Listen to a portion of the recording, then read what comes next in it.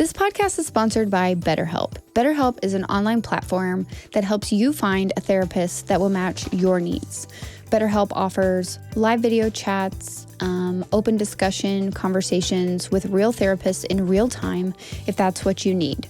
I personally love it and have used it now for almost 2 years. I would really recommend, if you need someone to talk to that is not in your family or your friend circle, that you reach out to betterhelp.com and you will receive 10% off if you use my code BGP. So again, that's betterhelp.com/BGP to find the right online counselor for you. Hi, welcome to Big Girl Pants Podcast, where we talk about health, wellness, careers, parenting, relationships, and everything in between. I am your host, April Melton. Sit back, relax, and enjoy the show. Welcome back to Big Girl Pants Podcast. Today, I am very excited to have Ross Dobelbower.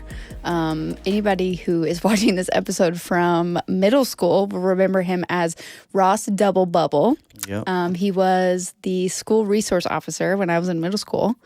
And I really asked you here today to discuss something that you and I have been going back and forth about for 6 months, maybe a year. But yeah, Ross Dobelbower, thank you. Thank you for coming. Thank you for being here. I'm super excited to be You're here. now retired. Yep, So you can say whatever the fuck you want. Yeah, within reason. I'm just kidding. I got a disclaimer from my wife. She was like, "Oh God." Listen, bro. Right. No, and I want you to know too. I won't anything that you don't feel comfortable at answering. I don't want you to feel like you have to go there, but I also don't think that I'm going to ask. I'm just kind of going to let you kind of dictate the conversation. And I mean, of course, I'm going to sprinkle in some humor here and there. But outside of that, I don't want you to say anything that you don't feel comfortable saying. Or if there's anything that you don't want to discuss, then by all means, just say, hey, plead the fifth. Yeah, right. I can't go there. The fifth? The fifth. Mm-hmm. F-I-F. Duncanville? Fifth. No, Is there Dave Duncanville Chappelle, bro. Dave okay. Chappelle. Sorry. Wrap it up, B. So I know you from Duncanville. Yep. Which means that you were a police officer in Duncanville. Which my stepdad was also a police officer in Duncanville. I was trying to explain to Jackie, we're so interconnected. So, on so many different levels. Yeah. Have been for... What's that movie? Inception. Yeah. Yeah. It's like, I know you from school. I know you from my dad. I know you from my stepdad. And then just friends and everything else. Yeah, my coworkers were asking me yesterday, they're like, what are you doing this weekend? I was like, oh, I have a podcast tomorrow. They were like, oh, what is it about? And then I kind of explained a little bit. And they were like, oh, that's so cool. Mm-hmm. I was like, yeah. They were like, how do you know him? I'm like, well. That's a long story. We go way back. Yeah, I told Jackie, I said, and I was telling a friend who asked me what's it going to be about. And so I told him, I said, drama. April has helped me. She was a student at the school. My how you've changed. I mean, completely. Yeah. I don't feel like I have much except more wrinkles. But you still look the same. Yeah, okay. You kind of look like Jaime Lannister without hair. From Game of Thrones? I never watched Oh my God, it. I'm going to find him. Okay. So, but I told her, I said, and I told, this is weird, another friend of mine named Ross. Yeah. There's 3 of us Very in my weird. circle. I know you had a Ross on as well. 3 friends named Ross? Yeah. Wow. In my circle. Very rare. R1, R2, D2? Yeah, I say I'm R1 because I'm older than them, so I'm Ross 1. But I told him, I said, April helped me through my first divorce, and then through making the decision, and through my second divorce. So I said she's always been like a pillar that I could, because you're a no BS. There's no BS. You're like, bro. Absolutely I can hear not. your voice. You're bro, not doing this. Why are you doing this? Come on, bro. Yeah. Come on, man. You know better. Yeah. You just need my confirmation. Yeah. Input. Yeah. Yeah. Because I know you won't. But more confirmation, because there's been multiple times where you're like, I feel like this is wrong or there's something wrong here. And I'm like, yeah, you need to trust your gut. Absolutely. Yeah. The first divorce, though. I was going through my first divorce when you were going through your first divorce. Right. And you were married for how long? 20 years the first time. Yeah, to your daughter's mother. Yep. Yeah. And your daughter's what, 20? 6. Wow. I know, right? It's a long time. Yeah. How do you stay married that long? What's the secret? Well, we got divorced, so. No, we got married at, we started dating, she was 15, I was 18. So there was always that little gap. Wow. And so, we dated 6 years and then got married. So we were actually together 26 years of our lives. And, she just texted me yesterday, I think it was, saying, hey, I heard your treatment got pushed and, wishing you well and hope everything comes out great long and happy. I mean, she's still a good friend of mine. Oh, for sure. You can't be married or with someone 26 years and then just completely forget them. And if you don't have that relationship, that says a little bit about you in regards to your emotional maturity, because like it's the same with Chloe's dad and I. Yeah. Like after we got through our little rough patch of getting divorced and then the child custody thing, like after that we were, and we still are, like he's looking to change careers, and that's what I do, is recruiting stuff. So I'm like helping him to navigate that process, and I actually really like his wife, and so we're just like, his ex-wife, whatever. No, his wife now. I really like his wife now. Oh, okay. He's married. Oh, I'm sorry, your ex. Yeah. Yeah. Okay. I was thinking, what? Wait, what? What's going on? Yeah.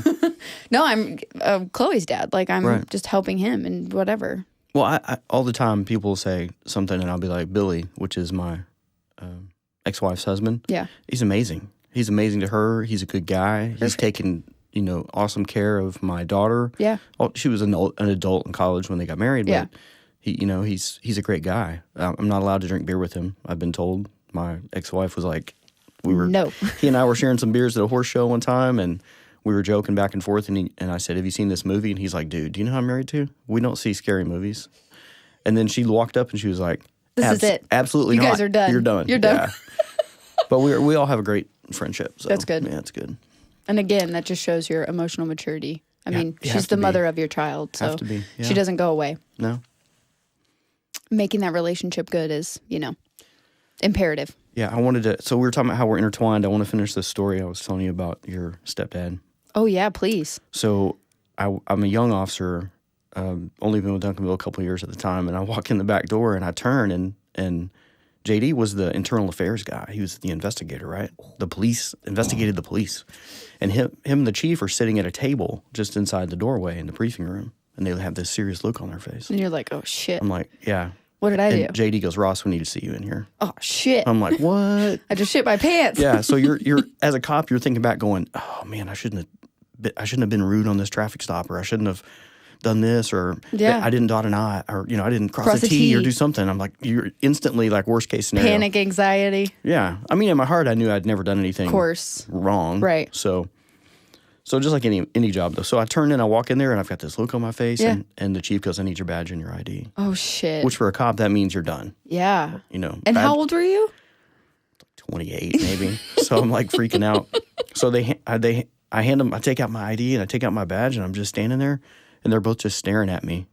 Like they're waiting for me to just make this big revelation, okay, like, okay, what? Yeah, I wrote a ticket and whatever.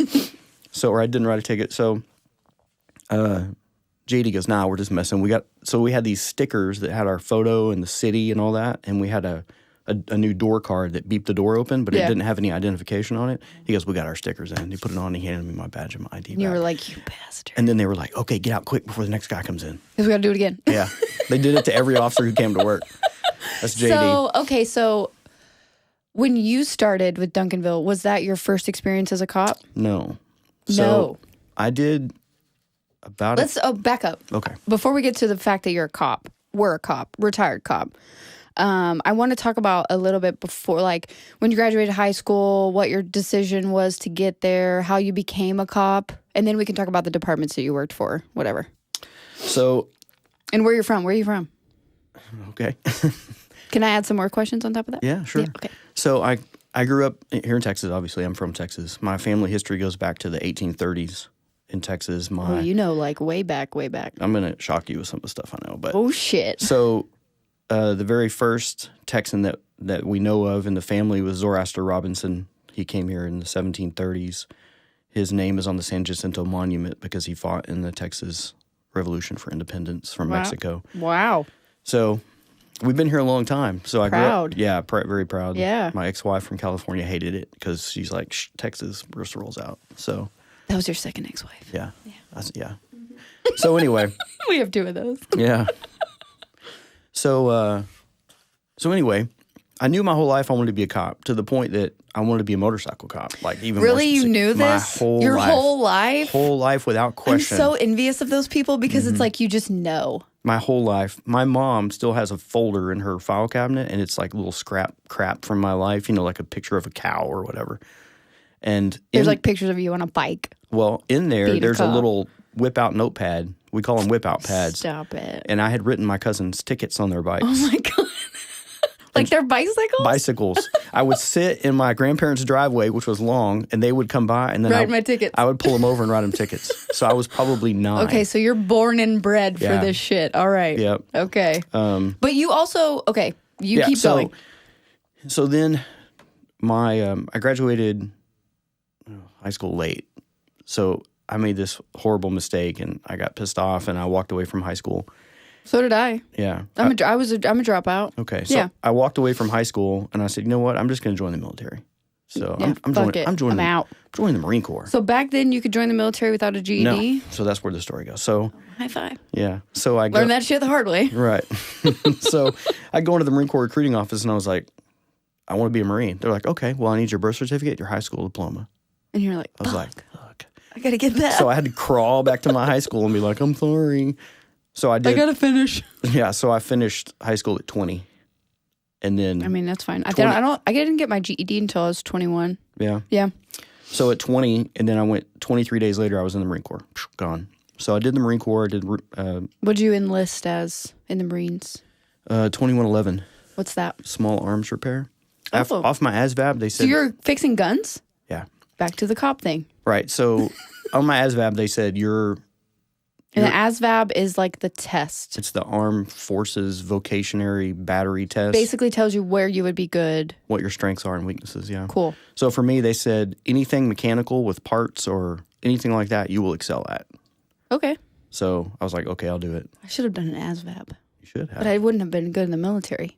I don't like when people tell me what to do. Oh my gosh, I'm so I so buck funny. authority. People have been telling you what to do your whole life. And how has that worked out for me? But you know what? When they were I'm literally spouting curse words on a podcast. I know, but listen, when you were in high school, people told you what to do and you had to do it. And I told them to fuck off. That's why I dropped out. But in the military, people tell you what to do. Oh, and they pay you and they feed you and they clothe you and they give you a place to live.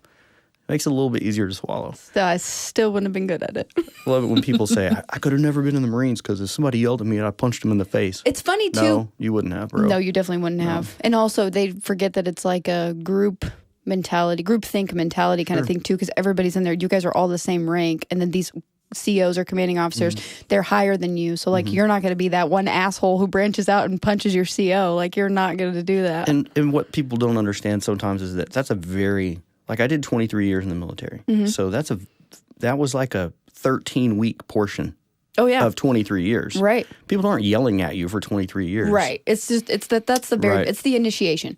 Sure. Right.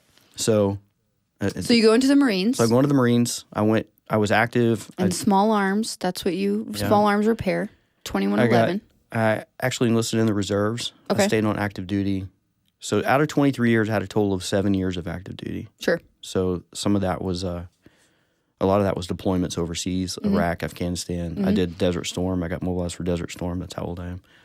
And, so I was in the Marine Corps and I was in the reserve. So my main goal is still to be a police officer. But sure. I thought I want to join the Marines. I've always wanted to serve my family back to the American Revolution that served in the military. So tradition. Yeah. So my grandfather's World War II, my great-grandfather's World War I, my dad and my stepdad served here in Vietnam. Yeah. I mean, like Zoroaster, he fought not only for Texas independence, but then he re-enlisted and fought in the Civil War and the Red River Campaign in Texas. So you would have been totally different than those guys that I had on the 4th of July episode. Why is that? You listened to that, though, didn't you? Yeah. Ian and Duncan? Yeah. Well, because you're like born, this is what I did. They were like, well, I wanted to smoke cigarettes, so I joined the Army. Yeah. And Ian's like, well, I wanted some money for college, so I joined the Navy. Yeah. Yeah, mine was not about benefits at all. It was about, serving. So. And the pride that comes with that and honoring your traditions and your family. Right. Yeah. But you were in 23 years altogether. In those 23 years, were you just in the Marines or? So I did 8 years in the Marine Corps and got out. Okay. And then when I was out when I was an SRO at Reed. Okay. And then 9/11. Yes, Reed Middle School. Yes. And then 9/11 happened. Right. Were you at Reed in 01? No. Hold on. Yes. Yes. I think because I was there. Yeah, because I was a 01 to 03. Trojan. Yeah, because I was in history class when it happened, and we turned the TVs on and we were watching it. And I still remember where I was. I went to the life skills class because they always had a TV on. Yeah. And my dad texted me or called me. I don't remember what they did back then, but he said, we had text messages back then. Yeah. He said, get to a TV. Because I had a Nokia phone. Yeah, I did too. The beep, beep, beep, beep, beep, beep, beep, beep, beep, beep. Yeah. Snake. Yeah. Oh, gosh. So I went to Life Skills and watched it. So I thought at the time I was 31, and I said, I have so much more to give. And what's funny is I was drunk in Ireland in 2000 during the election. Wow. I know, random, right? So random. I'm in Dublin. But cool. I'm in Dublin. I'm drunk, and I'm up with the bartender that I linked up with this guy. He wanted my Marine Corps shirt. I wanted his Bleeding Horse Saloon shirt. We swapped. We ended up drinking all night, watching the election. I went to sleep thinking that I think Gore had won. It was Bush Gore. Yeah. And then I woke up. I remember that election. Yeah, the Hanging Chad, Florida. Yeah. So anyway, I came back, 9/11 happens, and I told my wife at the time, I said, if George Bush doesn't do what needs to be done, then we're moving to Ireland, because I loved it there. You're like, F it, we're out. I was like, I'll work on my Irish citizenship. Did you even have a kid at this time? Yeah. Okay, how old was she? She would have been, that was like 6. Yeah, so like a kid. Yeah, like you're going to have an accident now. Because when you grow up, you're going to, So I said, we're going to go. And then he did, and then October of 01, he sent the Rangers into Afghanistan and all this stuff. So I was like, well, damn. If I'm willing to make that kind of threat, am I willing to step up and do it myself? So by July of 02, I was back, and I joined the Army National Guard. Okay. I tried to get back in the Marine Corps, and I wanted to be in the infantry. I was tired of working on guns. I used to say, I don't want to work on triggers, I want to pull triggers. Mm-hmm. So I asked around. The Marine Corps said, yeah, we'll take you back, but you got to do your old job. I was like, nah, not worth it. Why would they do that? Well, did they need you there? It was early in the war. They didn't know how long it was going to last. I mean, we hadn't invaded Iraq yet at this point. Okay. So. Still a dick move. Yeah. So a friend of mine at the police department said the National Guard loves former Marines. So and I ended up in the National Guard, ended up getting the 2 MOSs, 11 Bravo Infantry and 19 Delta Cav Scout. So I feel like I've heard those before. Yeah. Okay. So that's how I ended up in the Army, on the Army side. I did 15 more years after that. Deployment. In the Army? Yep. Deployment to Iraq, deployment to Afghanistan. I didn't know you could, change. Yeah, you can. I didn't know if you could, leave one and then go to the other. So, technically, you could do in all 4. Well, the Air Force is very, very particular. Okay. So, they're like, we don't want you if you're They normally a Marine? won't take prior service guys, so especially not Marines or infantry, Army infantry or something. Why? They have their own culture, and that may not I feel like you're not saying something, but you want to say something? No, it's I feel like you're hiding something. No, I had brainwashed You're like, we make fun of Air Force guys. Well, I brainwashed my daughter at a young age. People would say, are you going to join the military like your dad? Yeah. And she would say, well, I might join the Air Force, but I probably wouldn't join the military. Oh. Yeah. And people used to laugh. I got a laugh out of it.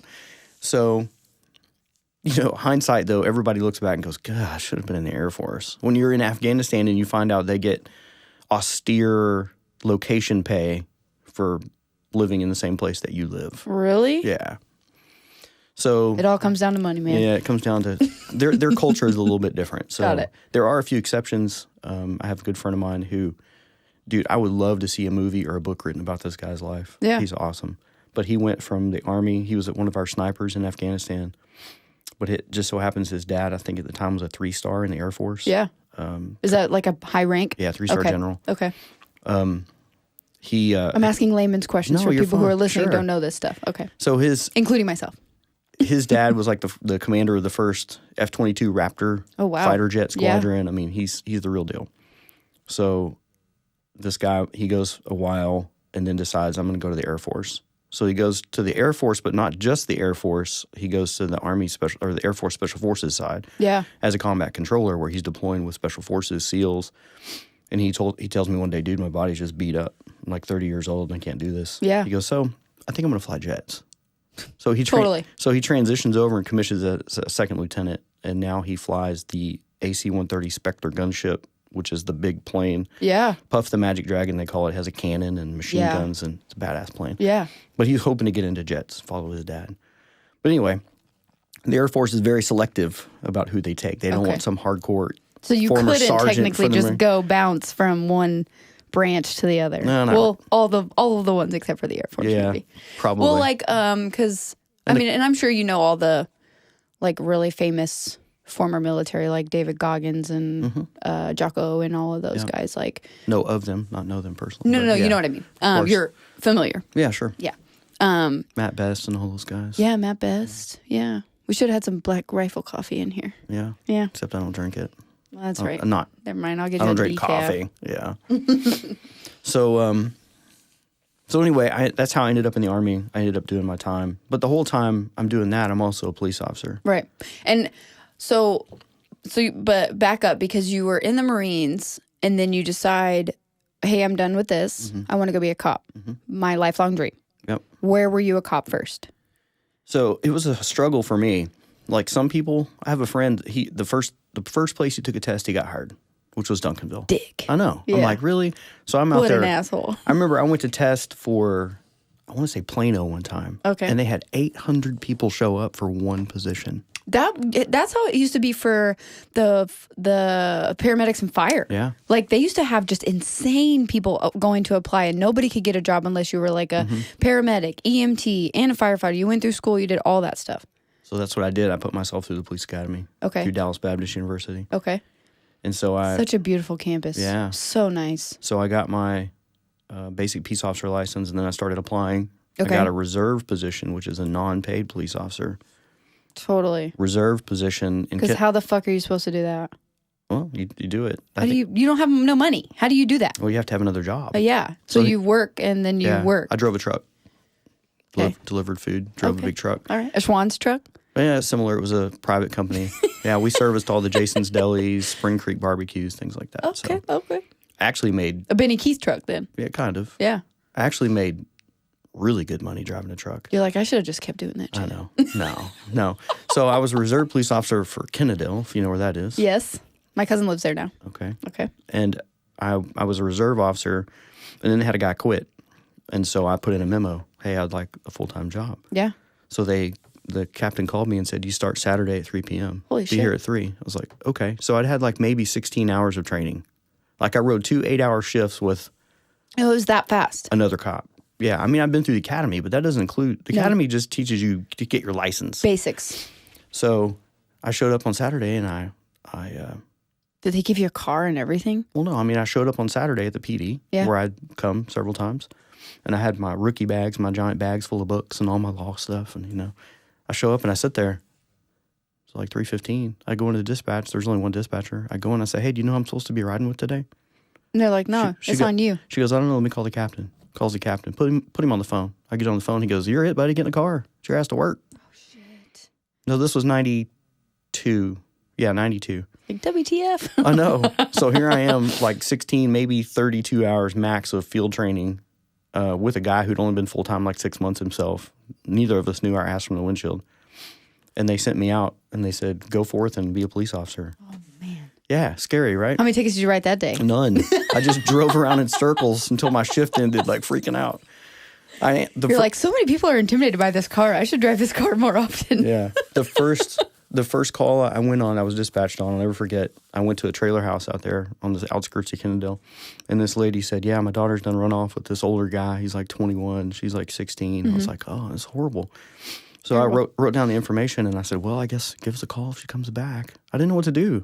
What do you do? Well, now the law says you have to, within a certain time frame, you have to put out a description of her over the radio. Okay. And then you have to go back to the station and enter an NCIC as a runaway. Okay. Or as, what's NCIC? The National Crime Information Computer System, something like that. Okay.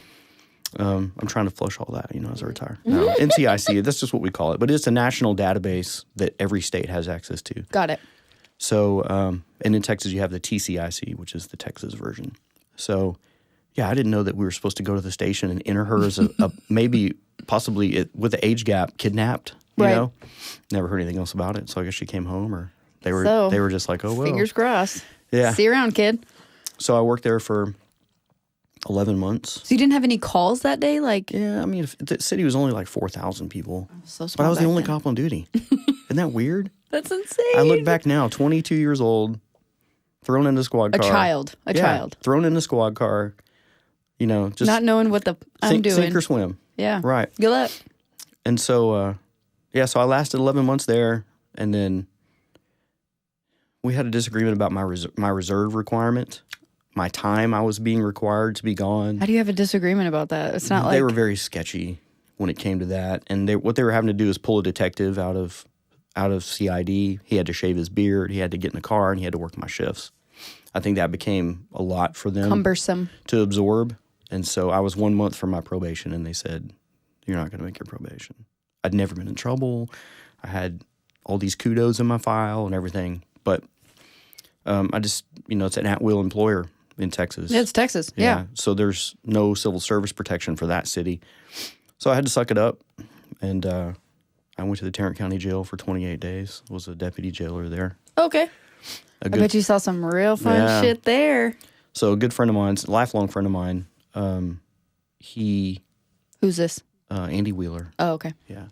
I thought you were going to say your other friend. What's his name? Ozzy? Onzi? Yeah. No, oh, I was close. He was my best man Friday. Oh, cool. So anyway, I end up getting a job offer from Pantego. Oh, okay. Yeah. They're the worst. No, they're not. Yes, they are. They pull everybody over on 20. Yes, they do. On 20? On 20. You drive right past Arlington, right through Pantego. You pull off, you're pulled over. Well, Pantego is Bowen. It's 303 Bowen, Arkansas. Pulled over. That's what it is. See, this is why I want to come on here. Not my sister, but she's basically my sister. My cousin, Alex. You know Alex? Oh, yeah. Yeah. She went to hair school at Ogle, and I guess it's in Pantego. Oh, my God. She got pulled. She got so many tickets. Yep. Ratchet, 18 years old, speeding first thing in the morning. You just mentioned it. What was she doing? Speeding. I know. There you go. But I'm not going to say it. I was speeding this morning and trying to make my ass over here. Going like way too fast on 380. You know what I did? I left super early so that I could drive the speed limit all the way here in Park.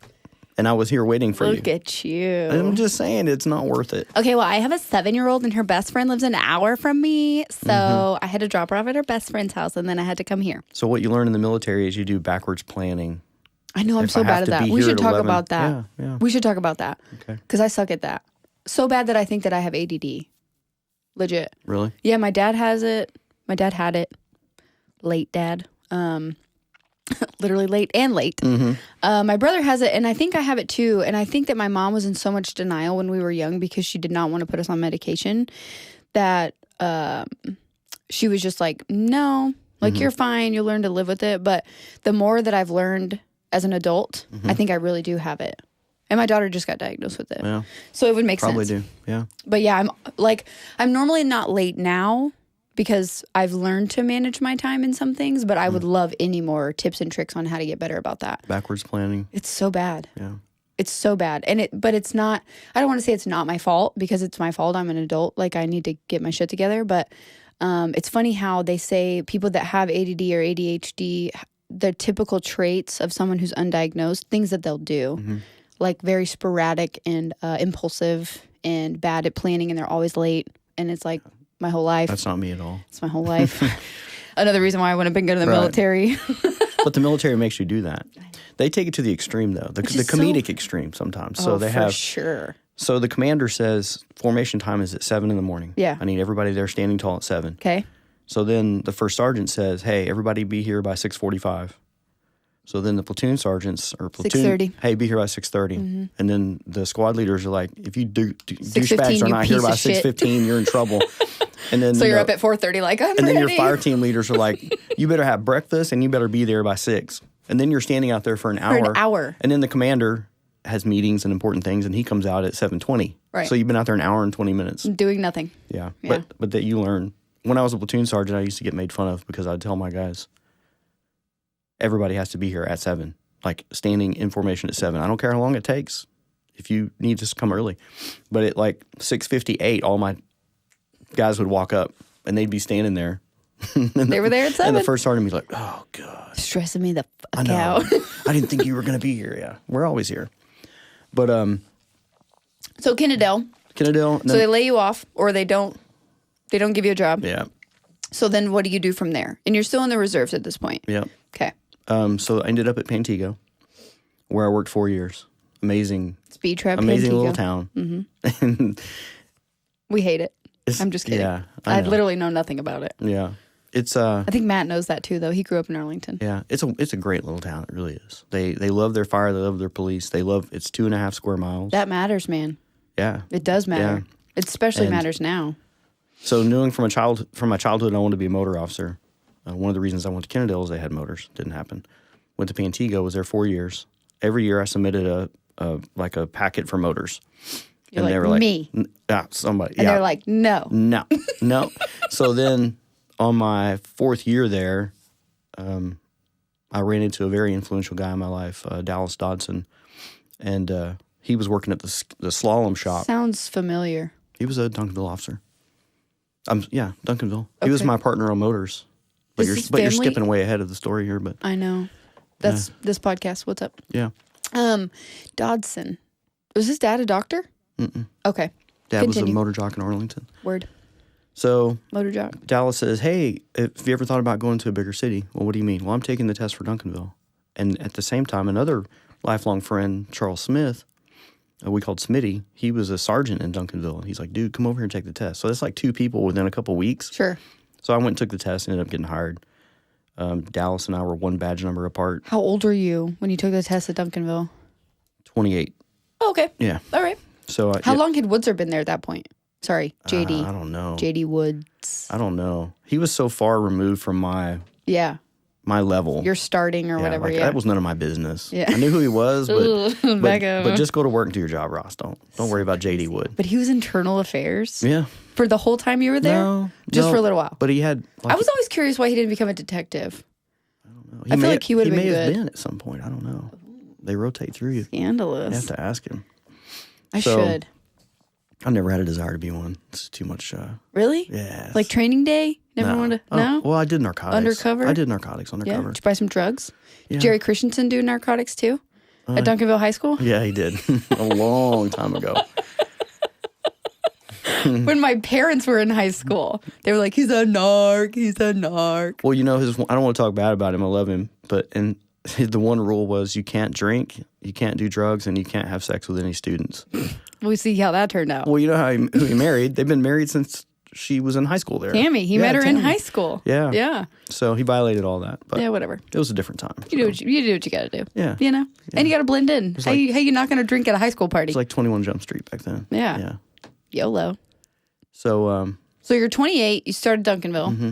At this point, you've had 6 years as an officer? Yeah. Okay. Just about. All right. Yeah. How long were you there? You were there for 20 years. 20 years. Yeah. Okay. So, just a crazy career. I did everything that people say, what'd you do there? Everything they would let me do. But you were a bike cop there. Yeah, I was school resource. Why did you want to do that? They actually came to me because... It's funny because Chloe's best friend's dad is actually school resource officer in Frisco. Yeah. Did you know... I had no idea. Did you know Officer Gage? Yeah. Okay. Chuck Gage? So Gage was pretty much worthless. He sat in his office. He tinkered with his bicycle. But that's why it's kind of like in that movie, Office Space. Mm-hmm. They put the guy in the basement with the red stapler. No, that's not how it should be, though. So, but that's how it's viewed. I was told I could You're get my a school stapler. resource officer. What the fuck are you doing? You know? Yeah. Oh, you're in a middle school. I bet you're changing lives. I did. I know. Did I not? But you're on my podcast. So he got fired. Okay. He had an issue with some students' parents, and he made a bad decision and put a kid in cuffs. And it was so anyway. He was fired, and the opening was there. So they were asking guys that were in patrol, "Hey, is anybody interested in doing this?" And I was like, "Sure, why not?" At the time, I was working 3 to 11, so 3P to 11P with Tuesday, Wednesday off. So the crappy schedule. Going to SRO is 8 to 4 Monday through Friday, every Saturday, Sunday off. Hell yeah! So I said, "I'll do it." What did you do in the summers? I went back to patrol. Yeah, we work patrol. So you get to work the school year, basically while your kid is in school, which is so great. Yeah, it's great. Yeah. I thought it was just going to be a cush schedule. I didn't know I was going to fall in love with the job. I really did. I loved it. The only reason I left is my 3rd year at Reed. They put out a notice and said, "Hey, there's an opening on motors." And I was like, there it is. Since I was 9 years old. What am I going to do? Am I going to turn that down? I can't turn that down. Right. So, and I actually didn't get selected for the motor slot. They selected Dallas Dodson. Oh. One of my friends. All right. And then he went in and said, this is when the motor school is. It's in June, these dates. He goes, I've already paid for a cruise. Oh, shit. And he said, I'm not giving up my cruise. And they said, okay, Ross, you're going to the school. Yay! Yeah, but it was really hard for him and I because we had personal motorcycles and we rode together to and from work every day. Right. We were like chips, but not chips. Right. You know, that's how tight we were. Yeah. And so it was kind of heartbreaking to take that away from him because he had a cruise. Yeah. And I remember at one point he's like, why am I acting like a girl about this? You know, he's like all emotional about it and everything. You're like, because you wanted it and you're invested. Right. So then the cool thing was a couple months later, the other guy who was on motors went back to patrol. And he's another lifelong friend, good guy. And so this motor sergeant called me and said, hey, do you want to call Dallas and tell him that he's your new partner? You were like, yes. I was like, that'd be the greatest thing ever. So I called him and I told him, and he's like, okay, yeah, whatever. And I was like, no, I'm serious. You're like, I swear, I'm not playing with you. I'm not playing with your emotions, okay? I'm not trying to make you cry. Well, Roger Foster. Do you know Foster? I think I did know Foster. Big mustache. Maybe. He was a motor officer there for like 14 years. Yeah. Man, he said no one will ever break that record of 14 years, which no one has yet. So. That's cool. But, yeah, so I finally got to be a motor officer. Loved it. Deployed to Iraq while I was a motor officer, came back. Did it for many years and then promoted to sergeant, and then was blessed enough to be put in the Special Services Department, which is you're basically the sergeant over SROs, motor, special events, crossing guards. That's cool. All kinds. You're also the internal affairs sergeant when you're doing that. So, so that was cool to be a sergeant and be able to select 2 new officers, Ben Luna and Eddie Edwards. Oh my God, love Ben Luna. Yeah. I was friends with his brother. Yeah. Yeah, we were in band together in high school. Yeah. Yeah. Ben was cool. We actually got in an accident one time in Adam's car, and it was like super sketch, and then Ben was like, hey, stop fucking around, go home, stop being an idiot. He was super nice. Yeah. Really liked that guy. I selected him for motors. He's still on motors. Eddie is retired, but yeah, Ben still rides. He's a great guy. So, but what I learned across... It's crazy. What I learned across that whole time is how cities work. Mm-hmm. And one of the reasons I listened to the other podcast and and there was some concern or there was some accusations made that with the whole jogging while black type thing. Yeah. And I called you about it. I was pretty like... I know you were heated. I was not heated, but I was like, I want to tell the other side of the story. Yes, and that's what...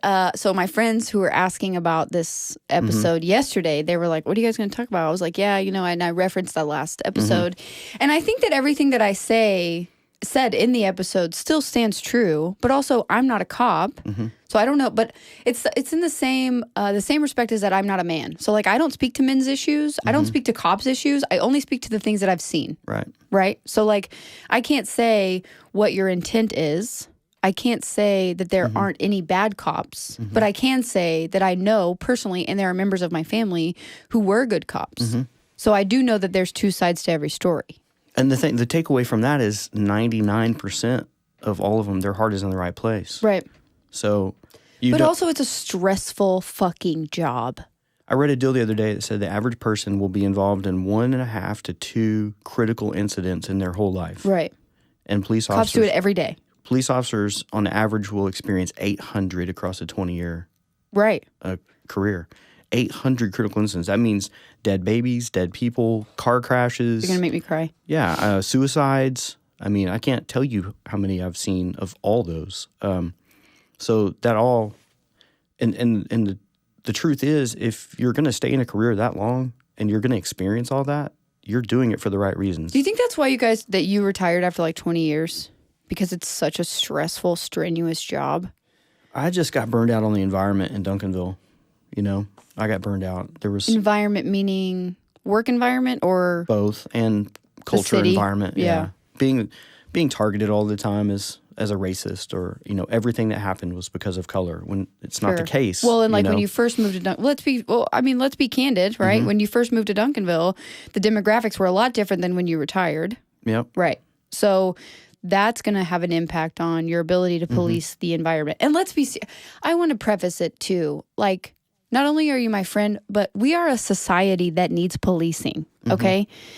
And whether the root cause of that is because people don't properly parent their children is neither here nor there. Bingo. We're a society that needs policing. There's going to be criminals everywhere, regardless of what they do, regardless of what we do. And there's nobody's being proactive in the United States about taking care of mental health from a federal level. Like no one's saying, hey, you know what? Free therapy for everyone. We're going to solve all this childhood trauma that you've got so you stop being an idiot. Right. No one's doing that. So you guys have to pick up the pieces. And not only that, but cops have to go in. And I don't want to sound like I'm switching sides or like the things that I said on the last episode weren't valid in this episode. But like, I do understand that it's a very hard job. You guys have to go in and not only be a police officer, which is essentially like someone who mitigates damage, assesses the situation, and decides what we're going to do in literally milliseconds, right? You guys have to immediately act, which then causes a cortisol spike in you as a human, because you're still a human. I know people don't think that cops are humans, but it increases your cortisol, increases your adrenaline, leads to probably increased blood pressure, heart attacks, strokes, whatever you want to call it, in you guys. But then you have to be a child protective services officer. You have to be a mental health worker. You have to be a social worker. You have to do all of these things for a measly, what, $65,000 a year? Maybe 70. It depends on how long you've been doing it. That's what I'm saying. I think starting... An entry level, what? Starting is around 60, 65. Right, yeah. 65. You're not even making six figures a year. And that's my whole deal. And you got to do 12 jobs. That's my whole deal is cops are doing this for the right reasons. Right. They're not doing it for money. Yeah, the pension's okay, but they're not doing it for money. They don't go to work every day and say, I'm going to get a Ferrari. I'm getting rich. Yeah. That was like that movie that Colin, he was super popular like 10 years ago. Farrell? Colin Farrell. It was like an FBI movie or something. And he's like, you guys don't come in here to get Ferraris. Right. Like you're going to be in the FBI, make $75,000 a year. Yeah. Like you're not doing this for the money. Right. And same with cops.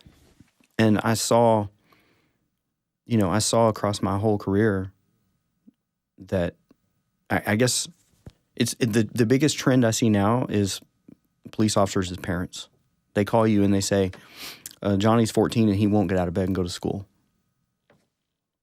And I just want to go, okay, so what do you want me to do? Well, I need you to go in there and talk to him and put the fear of God in him and tell him he's got to go to school. Stop it. Oh, no, all the time.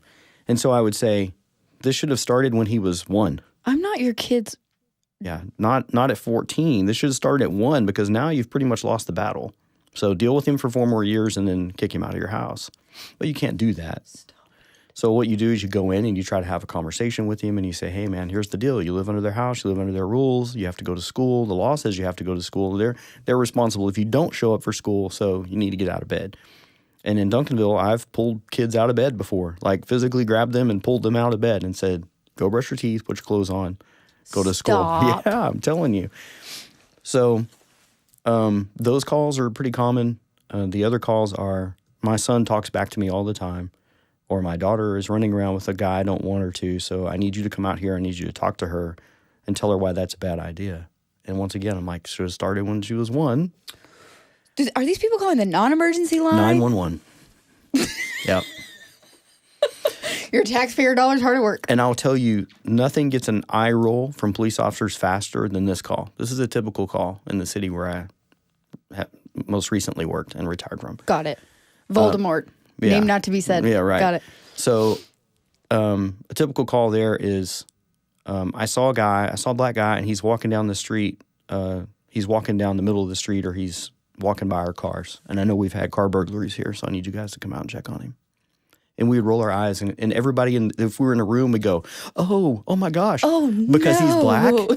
And we'd be like, seriously, people, you can't call in because you see a black guy walking down the street. But do people know that, though? Do they know that?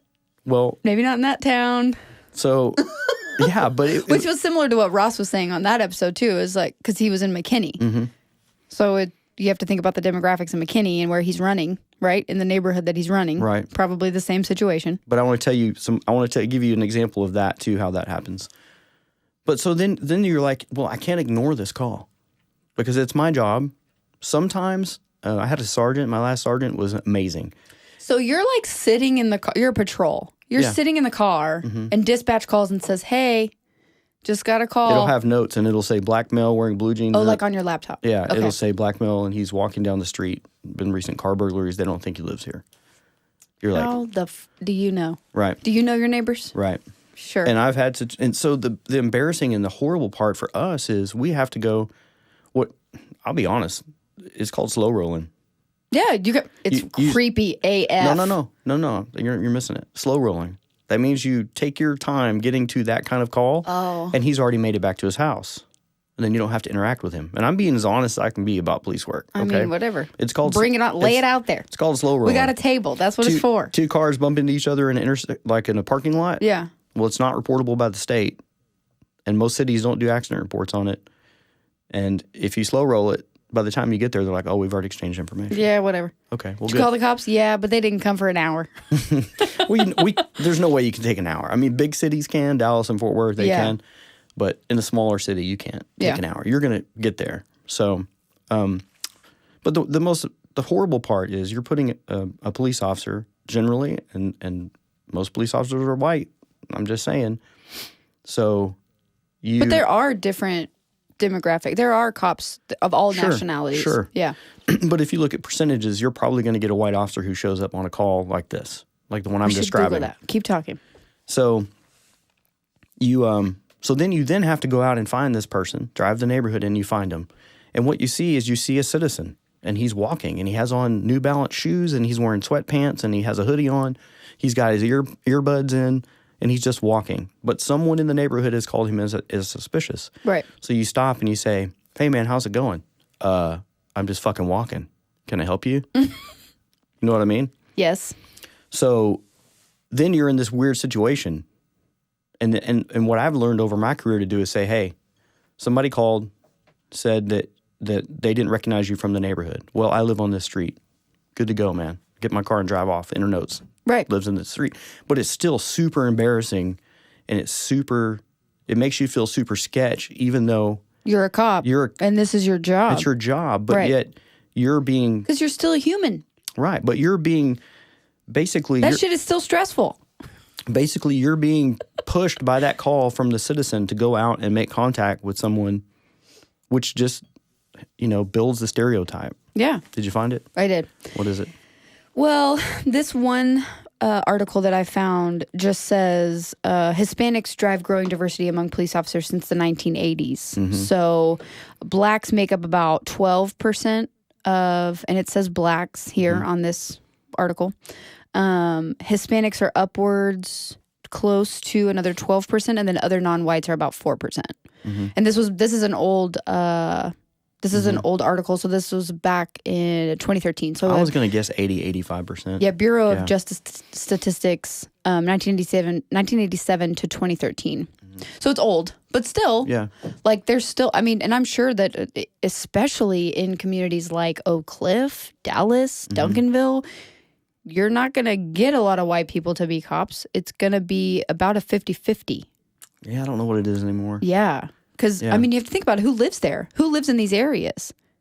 Yeah. And, of course, black cops have it worse than white cops a lot because the they're called Uncle Tom or whatever. Mm-hmm. Yeah. They're racist sellouts, right? Yeah. Narcs. But they're only called that by the people that they're arresting. Right. They're not called that by citizens. Right. Or they go to their house and they have a, what? Just saying. Well, that's the people that are angry with them because they're taking legal action against them, enforcement action. The people who are being called on, so the cops are going to have to go to their house, criminals. Yeah. Yeah. So, back to the jogging while black situation. Okay. I really wanted to touch I love on that this is a point of contention for you. Okay. It is because, and what you told me after that episode, you were like, what you don't understand is we get the calls, and it's not my choice to report on the call. It's not my choice to whether I get to just not go and be like, oh, well, I don't feel like going to that call. I don't feel like doing my job today. Right. Like, I have to go to the area, find out what's going on, find out if this person actually lives there. Like, someone probably called, in the case of Ross, right? Someone probably called and said, there's a black man running in our neighborhood and I know he doesn't live here. No, not necessarily that. So city councilmen, they have their districts, right? People come to them and say, hey, we have a problem. What? Every time I'm driving down this road, there's people running in the roadway. The city of McKinney provides sidewalks on either side. Okay. State law says you can't run with traffic because it's unsafe. You can't see a car coming. You can't avoid it. I don't remember. Was he jogging in the street? He said he was. Oh, yeah. okay. Because I remember him saying the road was super wide and they could just go around. Oh, got it. Well, Okay. that's unsafe. Yeah. You know? I know he said he was wearing all white and everything, but how many people are on their phones? And reflective. How many or people whatever. are... Oh, yeah. Distracted driving. Right. Everyone. So what happens is that city council member pushes that information to the city manager or straight to the police chief. Okay. We have a problem in this neighborhood. People are running in this road and it's dangerous. Okay. Basically, Karen calls and says... Karen's wonderful. Right. We love Karen. So then the chief, generally what they do is they contact the captain who's over patrol. Hey, we got a problem in this neighborhood. City Council Smuckatelli called and said, we got people running in the roadway.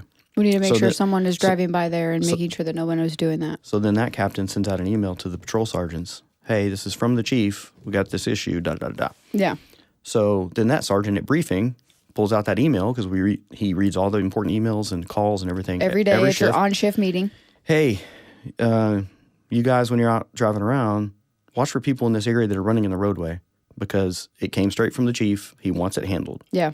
So then you're driving along. You don't give two craps about somebody running in the street. Yeah, the wrong way. It's not your. I don't care. It's not your enforcement goal. For me, it was I want to catch burglars stealing people's crap. Yeah.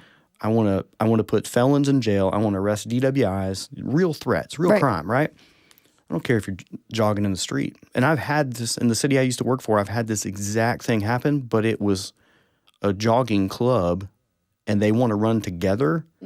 So there would be 4 or 5 on the sidewalk and 4 or 5 in the street on a major 6-lane roadway. Because they're trying to keep the pace for the miles. Right. And so they don't want to run behind them, or they do it in the rain. They do it all the time. So it was put out, hey, we need to knock these people. We need to tell them, get on the sidewalk. Can't be in the street. Can't be in the street. And I've had to go out and take that enforcement action and say, hey, I'm going to write you a ticket. So it's a lot bigger than just the street cop. Oh, yeah. It starts from way up here, and it trickles down on top of everyone's head until... So this is what I was explaining to Jackie about it last night. I said...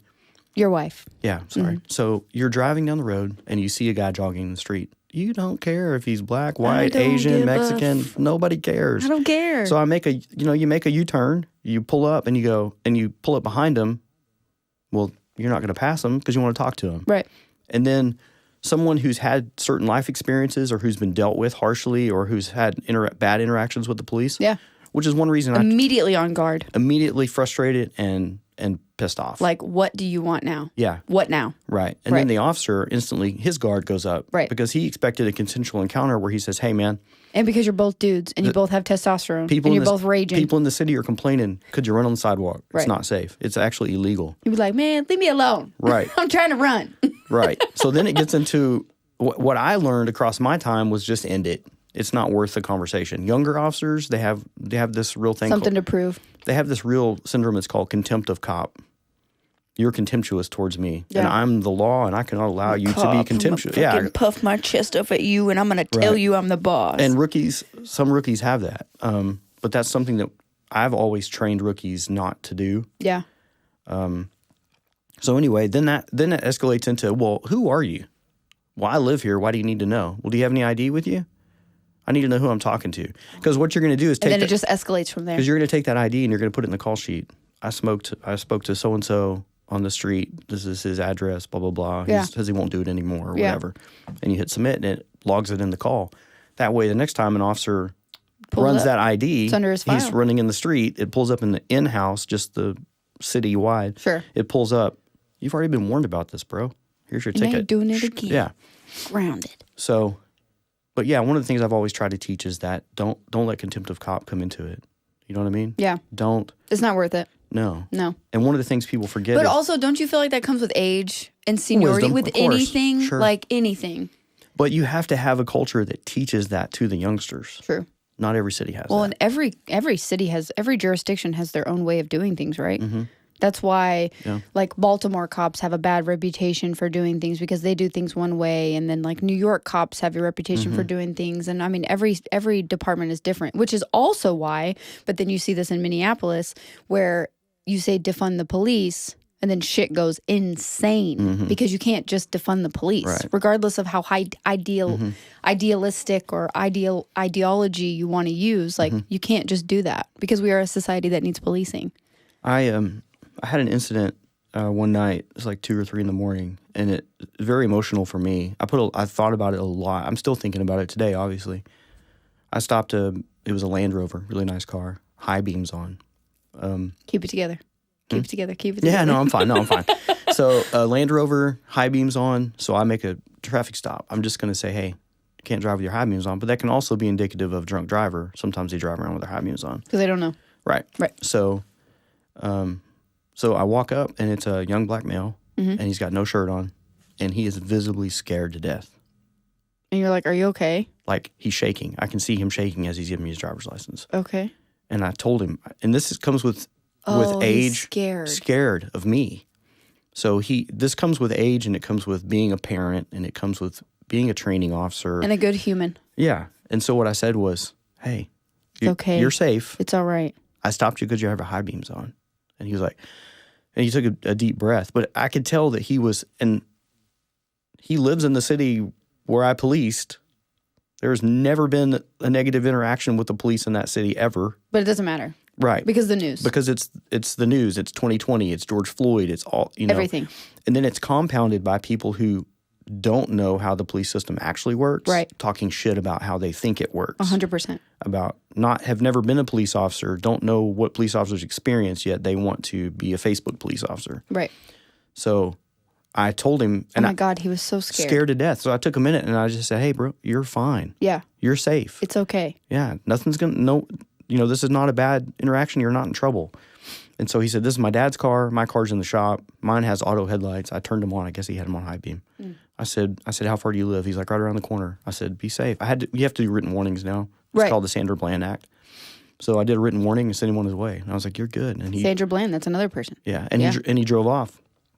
But my goal was the next time he talks about being stopped by the police, he goes, well, that's not true here. Because that guy let me go. Because this guy stopped me and he was nice and he was a human. And he told me that I was okay. Yeah. And the problem is cops sometimes don't think that they can be humans, that they can have emotions. I went to one of the last calls I went on was a beautiful lady from Iran, and she lived with her mom, and her mom died. And so I showed up at the call second, and one of my best friends in the world, I call her my work wife, my partner, she was there.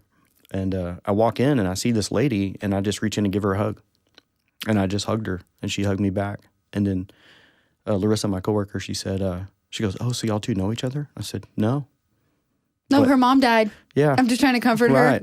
And because I'm a human. And what I told her later was, put yourself in her place. Put yourself in the place of her mom that she's the caregiver for is now dead. She's in this house completely alone now, knowing that. And there's police and firemen in there. You better stop. You're going to make me cry. I'm not trying to. Suck it up, bro. Suck it up. But that's my whole point. You have to be a human. Yes. And so my wife, the only interaction she'd ever had with police officers before was on the other side of police officers, the not so nice side. Yeah. So I heard her at dinner the other night. She said, yeah, I wanted to go on a date with him and I wanted to do another date, but I wasn't sure, like when we first started going out, what kind of cop he was. And it's the first time I've heard her say that. So I was like, I thought about that. I was like, because she's had that negative dealing before, right? I mean, we all have, right? Right. And so I asked her when she have you ever been pulled over by an asshole before? Yes. Yeah. Yeah. And they generally don't know that you're a cop. Did you like flex and show them your badge? You're like, hey, bro, chill the fuck out. Well, it's generally how it starts. Yeah. That is negative. And right. then, you badge wallet, and then they're like, oh, hey, where do you work? Or whatever. And then it changes. But you're like, oh, hey, you're not going to be a dick now. Thanks. Yeah. And I've stopped police officers who were complete dicks. Like, to the point one day I was so upset from this whole interaction, I went and told Sergeant Foster, I was like, I'm going home. I'm taking the rest of the day off. He's like, see ya. And I rode my motorcycle to the house and parked it. It was bad. It was a Dallas cop detective. So, yeah, so, and so I asked Jackie, after she made that comment, I said, being inside now, having been where police officers have let their shields down, right, and you've had dinners with them and seen their kids and born and, done all this interaction. What do you think now? She goes, I have a completely different outlook on police officers. You guys are still humans. Yeah. You guys are still humans. And I think that it's so unrealistic for us. It's like saying all lawyers are assholes, right? All cops are bad. Yeah. Like, that's not true. Mm-hmm. But I do think that there should be more of an effort societally and per city, right, to make it known that cops are appreciated. Like, what you guys do is so hard.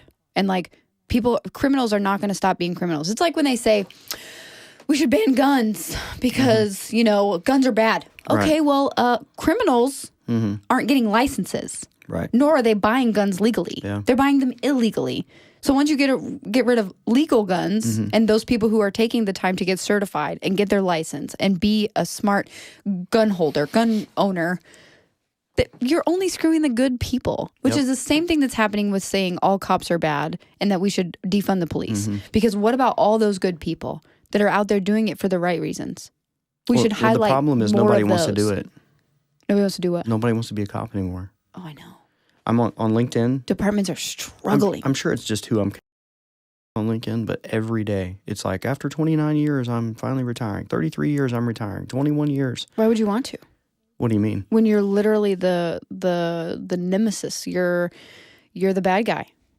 It's it just becomes, the part that becomes a beatdown is, dealing with the culture in America. I went to work every single day for 29 years. I went to work every day for the right reasons. And again. And treated people the way you're supposed to treat them. And not making $1 million doing it. No. So, but I did that for the right reasons. And I tried to, like, one of my big things when I was in Duncanville is if I stopped, and guys used to make fun of me for this. And this is the culture that the police departments are slowly getting rid of, right? And one of the things I really appreciated about the last place I worked was that they allowed me to be a human with no judgment, no ridicule, no nothing. Yeah, because guys used to get made fun of if they had like a rough day, and then they're like, you need to go see a shrink, you need to go do this. Like, well, no, it was your coworkers saying, oh, you're super soft, or you're a wimp. You're a pussy. You hugged that lady when we got there. Pussy. You don't know that lady. Yeah. Right? Because you're supposed to be these big, bad, tough cops. But the last city I worked for, I will say, they allowed me to be, and in Duncanville, once I've been there a while and had some swag, I didn't care. Right. Because I was trying to actually set the example for other people. The new guys coming in, right.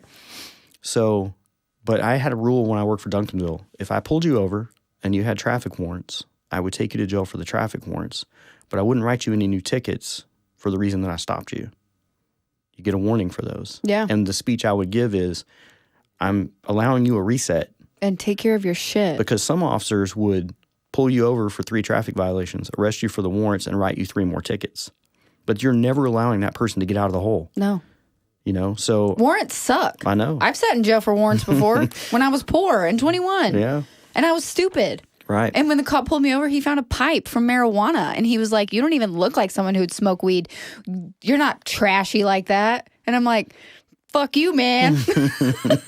He broke my pipe on the ground right in front of me. Did you write you a ticket for it? I don't know. You don't know? I don't know. Paraphernalia ticket? He may have. Yeah. But I went to jail and I sat out because I had a warrant for... So, but here's the fucked up part. We're just going to use me as an example. I got pulled over one time because we moved to Frisco when I was a senior. So...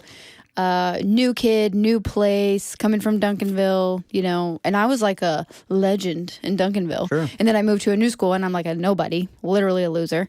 And I come here and the first kids who made friends with me were the potheads, right? And I didn't even really smoke weed in high school. Like I tried it once or twice, but it was just not really. Now my brothers, on the other hand, they love it. Me, no, couldn't care less. But I did we went to a head shop one time and I bought a pipe and I think it had some resin on it, which, 15 yeyears ago is totally different than now. But, now you can probably Amazon it to your house. Yeah, right. Yeah. Deliver that shit. But just thinking of all the things. But I got pulled over and they said that I ran a red light, like I hadn't stopped fully on a California roll, right? Well, when I called the department, I was like, hey, I got a ticket. I just found it. It was from like 2 months ago. And I totally forgot about it. I didn't pay it, but I need to pay it. And That's they were the like, ADD kicking in. You were just like, it's stuff all over your car, in the glove box, whatever. Oh my God, my car was a mess. Yeah. I used to keep, I'm going to tell you what, not an upstanding citizen I was when I was younger, okay? But they said they didn't have any record of this ticket. Well, then when I get pulled over a month later, driving to work, they said I had a warrant out. So the lapse in communication there, that was fucking awesome. Yeah. And then I get pulled over and he takes my pipe and he smashes it on the ground, which I had to use like maybe one time, but I had to hide it in my car from my parents because I live with my parents. But yeah, I used to keep like a 7-Eleven hot dog container, you know, like the red one, in my truck where my registration sticker goes because I thought that it would distract cops from seeing the fact that it was like 6 months expired. That was my philosophy. I only got pulled over once for it, though. Could work. Yeah, it could work. My shit was a fucking mess. Yeah. Everything was a mess. Car was a mess. Life was a mess. I love that you put that much thought into it. I know. Like, how do I distract them? I used to sit. I only got pulled over one time. You know where the bridge goes over I-20 at Camp Wisdom? Yeah. That big bridge? Yeah. I would sit on my bike in the center turn lane because there was no turn. It was a bridge. Yeah. But they had a wide lane. I would sit there on my bike and I would watch the cars top the bridge. Oh, yeah. And if they moved to the right lane, I knew the registration or inspection was out. That's good. That's a good strategy. Yeah. So my shit was never current. If they moved, they were trying to get enough distance that I couldn't see it, but have like hawk vision. Yeah. So be like, I can see I'd be it. like, oh, the guy who pulled me over that one time. Oh my God. I was actually here, like in this area, going down 423, and he was coming up on my left, and I passed him, and he said, "Skirt," and he pulled right around, pulled my ass. He's like, "That shit is 8 months out," and I was like, "I know, man." Yeah, it was ratchet. Another thing I used to do is I had in my little flip out pad in the very back, I had a page, and it was my shit list. Oh, you had them written down? Their license plates? No, people. So because they all drive different cars. Well, no. So I would encounter these kids in the park. Oh, God. And they would have weed. Yeah. And so I would take their weed, grind it into the pavement, throw the bag, do whatever. I know. Is that like the cop thing? You guys just like dump it out? Sometimes. You're like, and then I would say, I would put your name in here. You said sometimes. April Milton. Because you can't speak for all cops. That's why you said sometimes. There's no reason. You would never keep it. I mean, I've never seen that in 29 years. If that's what you're insinuating. Wouldn't. I'm saying you wouldn't. Yeah. Because especially with body cameras, you can't do anything. Good cop. I'm talking about like 25 years ago. Yeah, well, you guys didn't have body cams 25 years ago. No. So I would write their name, April Milton, in the back and with their date of birth. And then I would close my whip book and I'd say, "This is your freebie. Get out of here." Oh, shit. If I catch you again. You know what's funny? My stepdad used to do that too. Yeah, you're getting... Woodser did that multiple times. He probably taught it to me. I don't remember. Woodser did it multiple times, and he did it with both of my parents. Not just my mom, but my dad too. And like, he didn't even know he was going to marry that bitch back then. You know what I mean? So... But he was a good cop. He was a good cop. He was the guy who was like... And for everybody listening, this is my stepdad, so clearly, I'm on his team, right? But like, he was the guy that was working full time as a cop, and then would go work at a grocery store for security after hours to make more money. Like, he would work on the weekends, triple shifts, whatever. But yeah, anytime somebody got pulled over, like apparently it's illegal to drive in Texas without shoes on, right? No, that's a wives' tale. Right. Total bullshit. My dad got pulled over and he wasn't wearing shoes, but he had weed in the car and a fucking bong mounted to like a 2x4. Doug did? Dad's like indestructible bongs. Like he could have made a business out of it. God, I can't even tell you. He's a great welder. He could have welded up some bongs. So many bongs, Ross, like out of Gatorade bottles, sockets, all of it. I've seen him out of apples, core and apple, and put a straw in it. Put it in the apple. I used to catch kids with those all the time. You're like, what is this shit? They take an apple, they core out the top. You're like, this shit's rotten, bro. How old is this bong? They line it with foil, put a little aluminum foil in there, make their bowl, and then push like an old Bic pen, the white ones, you pull the innards out. They shove it in there, and then they got a pipe. If they applied those... And if they get caught, there's like... If they applied that engineering to anything else... I know. They could be dangerous. Right. I know. But yeah, he got pulled over, and he had weed and a bong. And I'm pretty sure it wasn't Woodser that pulled him over with the bong this time, but when he pulled him over, he had weed and he was driving like barefoot or something. He just like tossed the weed and he was like, get out of here, go home. Like you're literally across the street from your house, go home. I love to see that the culture is going towards letting police officers be humans. Yeah. You know? Well, it's like when you watch Law and Order, right? Like you watch Law and Order, especially the SVU one. It's like they see something super freaking disturbing and then they say you need to go talk to the shrink. Like you need to go talk to the cops. Like, no, man, I'm not going to do that. Like I'm way too fucking hard for that, you know? And it's like it's not even about being hard because being vulnerable is like the most masculine thing you can do. Talking about the shit that you've seen. Because JD told us, he was like, you know, one time I had to go in and a guy had just shot his head off and I saw his brains all over the wall. Sure. I was like, what did it look like? He's like, spaghetti. I was like, ugh. Yeah, there's a lot of that in my career. Well, and it's like, how do you do that day in and day out and then deal with the shit show that you're getting from like every exterior source, you know? Like, how do you do that? That's so hard. Yeah. And I get it. Like, I understand and I agree with people that say that there should be like a social worker that goes or a mental health professional that goes with cops when they make these calls or whatever. Like, but it's still so dangerous. Just like when you get a domestic violence call. You have no idea. It's like the most, I mean, between that and a traffic stop, it's the most dangerous thing you can do. You have no idea what they have, what they've done, what weapons they have. You just show up. Yeah. And even though they may be the one who's been abused, their loyalties still lie to their abuser. Well, and the crazy part about that is like that's like literally conditioning probably from their childhood because and you think about it too with children, they're so dependent. Like I was just thinking about it with Chloe this morning. They're so dependent on us regardless of what we do. Like my kid can't just get up and walk out of her house and be like, fuck this, I'm out. She has to do what I subject her to. Yeah. Now, if I was a piece of shit, I could subject her to very bad things. But I'm a good mom. I'm not going to subject her to a terrible life. But they don't have a choice. So then these women, they get out, or men, right? Because men are victims of domestic violence too. Women beat their husbands or hit them or slap them or whatever. And like they've potentially come from a traumatic childhood. So then they repeat the behaviors and the relationships that they've had with their parents. So then they get into that. It takes like what, 3 to 15 times for a domestic violence victim to leave their abuser. Yeah. And it's like, what?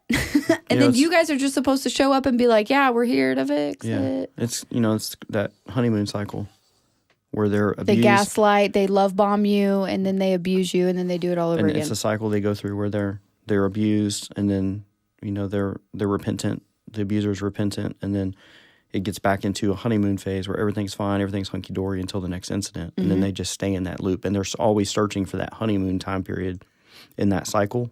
But so it comes and goes, ebbs, you know. But, yeah, so, I mean, it's going to take a while, I think. But, and not every department's going to do it. You were talking about the mental health aspect. There was an assistant chief in Duncanville. And Dallas Dodson and I were first. We've been first on a couple of really bad scenes, but we were first on a scene of a robbery where the shop owner was murdered. And so what one of the other witnesses who was in the shop said was that when the guys came in and robbed him, they said, everybody lay on the floor, and if you don't lay on the floor for at least a minute, I'll kill you. So the robber actually, one ran out to the car, the other one pushed the door and let it close and stood there. The shop owner stood up to see if he was gone, and he shot him, and it went right through his mouth and out the back of his head. So we get there, and, I mean, head wounds bleed, like, bad. Yeah. So he's obviously dead. Everybody's kind of traumatized or whatever. And this assistant chief called Dallas and I in, like, the next week on our work day together. And he said, I want you guys to know the department will provide counseling for you if you want to talk to somebody. He said, but I also want you to know that it's okay if you don't need to. You know, and that's something that's been missing in law enforcement for a long time. Oh, you shot someone? You're off the job. Right. Give us your stuff. Right. You have to go to 6 months of counseling. Yeah. Well, when you put on a badge and a gun and you go to work, you're mentally prepared for that every single day. It's like putting on a costume. Yeah. You're showing up to play your part, and your part is an officer, right? But every single day, you know, going to work that there's a possibility, whether it be very small, that you might have to take someone's life. Or you could get shot. I never thought that. I was just like... I'm way too tough for that shit. I don't think about that. You can't dwell on that. And I've, How do you not dwell on that when you see those videos of these cops coming up to car, literally patrol cops walking up to the car and the freaking driver just pulls out a gun and starts unloading? How do you not think about that shit? Because I'm not judging them at all, but you also... What they teach in the academy and what I taught in field training and what we're always taught is that you scenario everything. Okay. So as you're exiting your car, your brain is going 100 miles an hour. What am I going to do if I can't see his hands? What am I going to do if he pulls a gun? I'm not going to go past the B pillar where the driver's door closes. I'm not going to go past the B pillar. I'm going to look for his hands. Oh, that's why you guys do that? Yeah. Because you don't want to present yourself in that window. Because you're fully exposed. Yeah. Right. I stopped a guy in Pantego one time, arrested him for some warrants, and put him in the squad car, went up to search, and there was a sawed-off shotgun next to the passenger seat. I was like, I don't know, I was probably 25 at the time. Did your, stomach go into your throat? Or? I was like, what is this about? He was a felon, so a felon in possession of a firearm, and it was a short-barreled firearm, so he's in big trouble. What's the thing about the sawed-off shotgun? Why is that a bad thing? Well, because by law, it has to be a certain length overall. Why? So I'm guessing, so you can't put it under a coat and come in and murder somebody with it, right? Okay, that's a good reason. So I asked him when I'm booking him into jail, I said, hey, what are we going to do with that shotgun? And he said, well, I was going to kill you with it, but I couldn't get to you.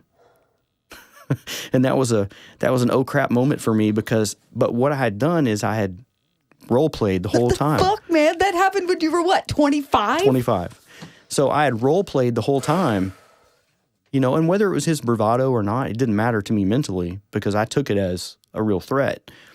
So, but I role played that, and I used to teach my rookies that story. See, but that person was fucked up in the head. Oh, I agree. He literally told you he was going to kill you. He said, I was going to kill you with it, but I couldn't get to you, meaning I was too safe on my approach. I stayed close to the car. I didn't come past the B pillar. I saw where his hands were.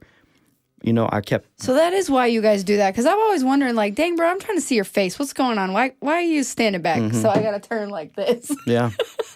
And I used This is so uncomfortable for me. And this is stuff people don't think about, but I would have rookies that would clip their microphone here, and I would immediately tell them it needs to go in the center of your chest. So you can... And the reason is... So when they're speaking, you walk up to a car, you're at the B pillar, or you're standing face-to-face with someone who may be a suspect or domestic violence or whatever. Yeah. You're not turning your head away from them to talk into it. Ooh, yeah, that's not good. So I can keep eye contact with you. Right. And talk in my microphone. I can I can keep my eyes on the driver's hands and what they're doing and what they're digging for in the glove box and still reply to the radio or call for backup or do whatever. It's crazy shit, man. But you have to role play constantly. Mm-hmm. You're doing that in your mind. So think about when they talk about hypervigilance with PTSD, you're hypervigilant, especially in communities. That's exhausting, though. That stresses your adrenals. It stresses everything. Imagine that 29 years worth. That's what I'm saying. Yeah. Next thing you know, you end up with cancer. You don't know where it came from. I know. So, but so you're role playing constantly, and the thought process amongst some people in the community is that officers go out on the hunt to put themselves in those situations, and they don't. No.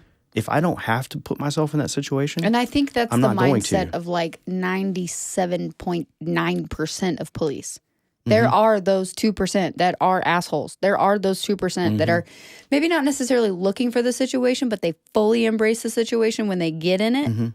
But I feel like those are, that's not a cop's cop, right?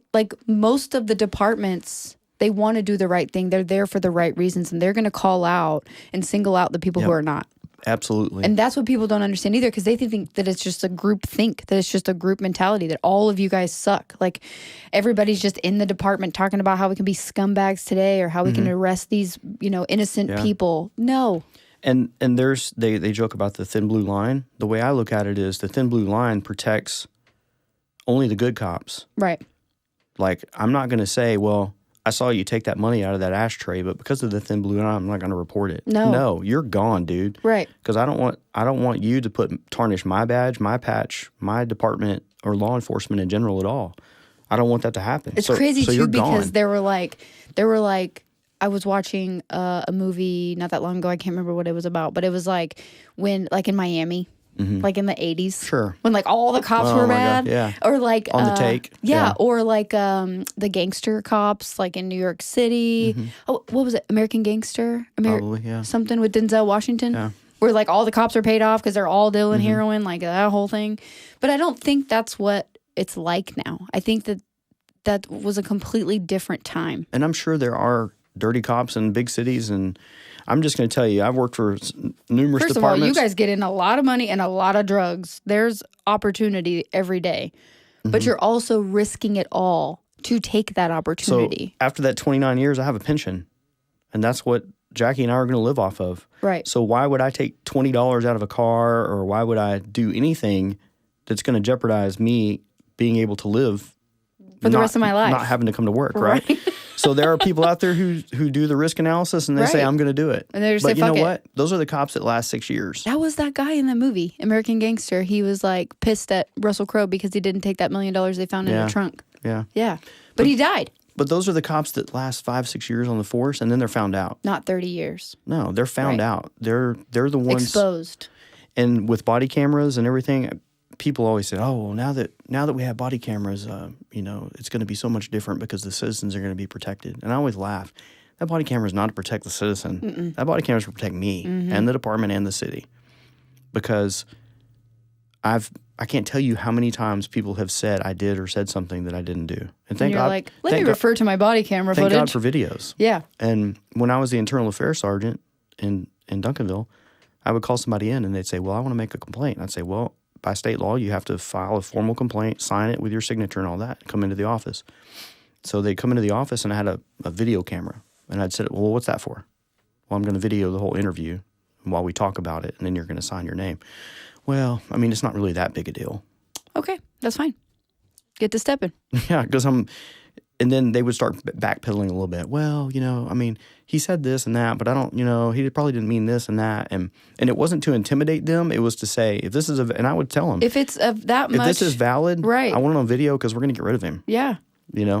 If it's not valid, they're like, well, then don't ruin his career. Yeah.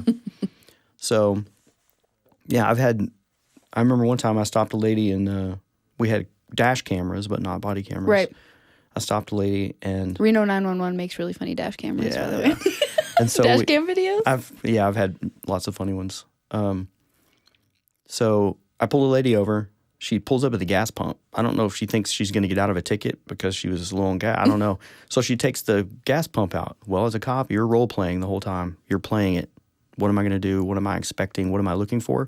So this bitch just pulled the gas pump out? Like, right. What the fuck? So she activates it and douses me with gasoline. I mean, she doesn't, but I'm thinking in my mind, that's where this could go. Possible. Okay. So I said, I'm really bad at that too. Put the pump back. Put it back in. Well, I need gas. Well, you're being stopped by a police officer. Put it away. So she puts it away. I tell her the reason you're being stopped is this. And she's like, "Well, there's no way I was going that fast." And I said, "I have it locked on the radar. I'd be happy to show it to you." So I go back there and I say, "This is my speed. This is your speed." I locked it. And then she said, "Well, I know part of the problem is I work for the city of Dallas, and Duncanville doesn't like Dallas." I was like, totally, because I knew that just by your speed. Yeah. So I said, okay. So I wrote her the ticket. She filed a complaint, and it went to my sergeant. Perfect. And he called me in. "Hey, he's busy. Hey, what's going on with this? Why is she calling me?" Yeah. I tell him what happened. And then I didn't tell him I showed her the radar, because by policy, you're not supposed to do that, because then you're bringing them into your safe space and you're so you could get in trouble for that. Not in trouble, but it's just not. Get a smack on the wrist. Yeah. I always did it. I mean, just because I can explain how the radar works, and it quashes a lot of it. Yeah. So he pulls my video. Back then it was a VHS tape, so it was annoying for him because he had to go get a clean tape, go to my car, unlock the box, take the video out. Now it's all Wi-Fi'd straight to the server. So he's sitting there watching it, and he's like, "Wait a minute." He goes, "You took her back to the car and showed her the radar?" I said, "Yeah." He goes, "This is done." And he calls her. "Yeah, no." He didn't do anything wrong. No. What did she say to him? Nothing? Like, he was like, fine. He even violated policy and took you back to the car and showed you the radar and showed you your speed. He was courteous the whole time. Right. So, quashed. We're done. Yeah. We're done here. So those... He's like, fine. Right. So those... I love body cameras. I mean, it's amazing. And there's been times where the policy is anytime you're in contact on a call with a citizen, like if I go into 7-Eleven and somebody says like, "Hey man, how's your day?" I don't have to turn it on. But if I'm on a call for service. When you're working. Right.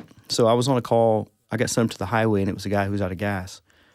And that can be super sketch too. Everything can be super sketch, man. So I get up there and he's like, look, man, he said, man, I've been stuck in traffic on this highway, and I had to take my wife to the airport, and she's, going to this place to do a job, and all the money we had, we spent on the ticket. And he's like, I'm just out of gas. My kids are at home. So I went, got him some gas, put it in his car. I said, follow me up here to this gas station, and I filled his car up. And I didn't say anything to anybody, but I had to have my camera on because I was on a call. Right. So I don't know, like a month and a half later, because by policy, supervisors are required to review videos at random. So every 30 days, you have to review a certain amount of traffic stops, call videos. Yeah. And that's policing the police. I know people don't think we do it, but when I was a sergeant, I had to spend some of my shifts going in and pulling videos and watching how they interact. QC. Yeah, watching. Yeah, exactly. This call may be monitored or right. by your sergeant. So somebody saw it and they wrote me up a nice letter for going above and beyond. I never said anything to anybody because I think that kills the whole notion of doing it if you then go forward and brag to the whole department. That's like people recording themselves giving homeless people money and putting it on social media. Right. But what I didn't tell them is the backstory was my first wife. We didn't make very much money. We had a mortgage. We had car payments. And she really wanted this job with a pharmaceutical company, a veterinary pharmaceutical company. So we sat down. I helped her write a resume. She didn't have a college degree, but she had 20 years of real veterinary clinic work, surgeries, desk work. I mean, she could do everything there was to do. So I built this whole resume for her. We went and had it bound and made it really nice. And we spent the last money we had on a credit card to fly her to Houston. She barely had enough money to get to the hotel and back to the airport for her interview. She ended up getting the job. But when he told me his story, it put me in that place where I was like, yeah, your human place. I wish somebody would have bought us a tank of gas when that happened to us. When she was flying to Houston. So you want to be the change. You want to be the change that you want to see. You were the change that you wanted to see. Right. And the sad part for me is I've been doing it so long, it's time for me not to do it anymore. But in my heart, I still want to have that influence. Yeah. You know what I mean? Yeah. So, I tell the young guys all the time, just be a human. I would tell my rookies, be human. If you go to a call and a guy is joking and laugh with him. Right. Don't ever not role play what could happen. Naturally. That's how you end up complacent. That was like when I totaled my car, because I was like, and it sucked. Nobody teaches you this, right? But I hit a pothole in a construction zone, and I was just lucky enough. I mean, this shit was straight from a movie. I was bouncing off the Jersey barriers like a ping pong or like a pinball. And I my car eventually spun enough times on 35 that it went backwards into the other Jersey barrier on the other side because there was a break. And the cops that showed up, they were super chill, super cool. They were like, hey, what happened? Did you hit that? And I was like, yeah. They were like, yeah, you're the fourth car this morning. And I was like, oh, thank God. It's not just my horrible God, driving. They're not going to think I'm drunk or something. No. I was like, no, I was driving to go pick up my daughter. I hit it. I spun out of control. Here's where I am. They were like, that fucking sucks. I was like, I know. And we were just standing there shooting the shit for an hour while we waited on the tow truck. Yeah. They were so nice. But again, I wasn't drunk. I wasn't under the influence of alcohol. I didn't smell like anything. I wasn't combative. I wasn't rude. I wasn't doing anything that I wasn't supposed to do. But just because I wasn't doing any of those things doesn't mean that there haven't been situations where cops have taken their authority to the next level, even though they didn't have to. But I came off as very humble and just, really fucking shaken because I just totaled my car. Just a human. Yeah. And they were humans right back. And one of the things that I used to tell rookies is, for you that day, it was the biggest thing that had happened in your life that day. Yes. You know what I mean? Yes. So that shit was huge. While they'd been out there 4 or 5 times already. With 5 other people who had totaled their cars. Yeah. To them, that's just repeat. There's another one. But to find good thing this bitch didn't flip her car. But to find the cops that are human enough to say, this is the worst thing that's happened to April today. Right. So you have to treat it like that. You can't just...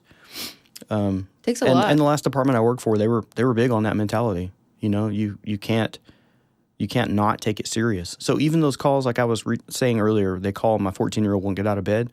That's the biggest thing they're dealing with in their life. So you have to take it serious. You have to go in there as a cop. Well, I would go in as a human. So, but they called you for your authority because you're a cop. Yeah. Yeah. Well, they think you have authority, but it's their kid. What are you going to do? You know? I don't have any authority over your kid. I can't arrest him legally. I can't really do any of that stuff. What am I supposed to do? Get your damn kid out of bed. Take her to school. Yeah. No, that's a huge thing now is parenting. That's rough. And, yeah, that and special needs kids. Those are big calls, too. They call and say, my son is just completely out of control. He's 8 years old. He's throwing things around the room. So I just need a uniform presence here to probably try and calm him down. But they also are doing a lot more autism training, like full-on 8-hour classes of autism training and where spectrums and how to handle them. Don't put your hands on them. Don't, you know what I mean? So I see that as a huge trend in law enforcement as well, educating officers to things like that. So, you know, because... That's crazy. Yeah, the things they do, not normal people do. I was in Sam's yesterday with the wife, and there was a kid. And I guess it's because I'm getting older, but I'm super annoyed in restaurants or whatever when kids are just screaming for no reason. It drives me insane. I was at one the other day, and the kid had an iPad set up. I'm guessing maybe a year and a half, maybe pushing 2 at the most. Had an iPad set up. Both parents were on their phones the whole time, and the kid was just wailing, like feeling its voice. Oh. And they were both... and their parents were on their phones. Parents were on their phones. No one was interacting. And I guess I raised my daughter and grew up in an interaction type. Well, and phones weren't as prevalent back then either. So, yeah, but anyway, we're in Sam's yesterday, and this little girl is screaming, but it's very repetitive. And I instantly recognized the parents weren't trying to stop her or anything. Yeah. And I instantly recognized she's probably somewhere on the spectrum, and they're used to her screaming like that. Right. It wasn't constant, but it was like a very repetitive thing she was saying. And so I had to step back a little bit from my annoyance. Yourself? My annoyance, yeah. And I told Jackie. My old manness. Yeah. So, and that's only because of all my experience in law enforcement, having dealt with, with kids like that. So let's say a genie gave you 3 wishes, or even just one. Mm-hmm. How do we fix the situation with society and cops today? If you had a magic wand, Ross, you fix it right now. The first thing I would say is that the police department has to be... So, say you want to have someone ride out with you, like ride out in the police car with you on a ride out. I've done that with several people who have never been around cops before. Mm-hmm. This is their first experience, and they walk away from it, and they're like, holy crap, shit, I had no idea. No idea. Right? All the bullshit you guys had to deal with. Jackie rode with me, and, you know, I was her first interaction with a cop. She ended up marrying me, but she rode out with me and was like, I think it gave her a better feeling, too, about what I did all night long, because I worked nights. Yeah. So... you know, because she watches TV and Chicago 911 and all that, she thinks she thinks you're running and gunning all night. So glamorous. And you're not. You're in the media and watching Netflix or whatever, you know? So your tax dollars, hard at work. Yeah. 2 or 3 in the morning, you're like watching YouTube videos. Yeah, but you're like stopping bitches on the way to Orange Theory. Let's be real. You're like, slow down. I know you don't want to pay that $12 cancellation fee. Just slow down. Right. Brenda. Okay. Right. The class, there's going to be another class. No. Yeah. I can't miss this 4:30 class.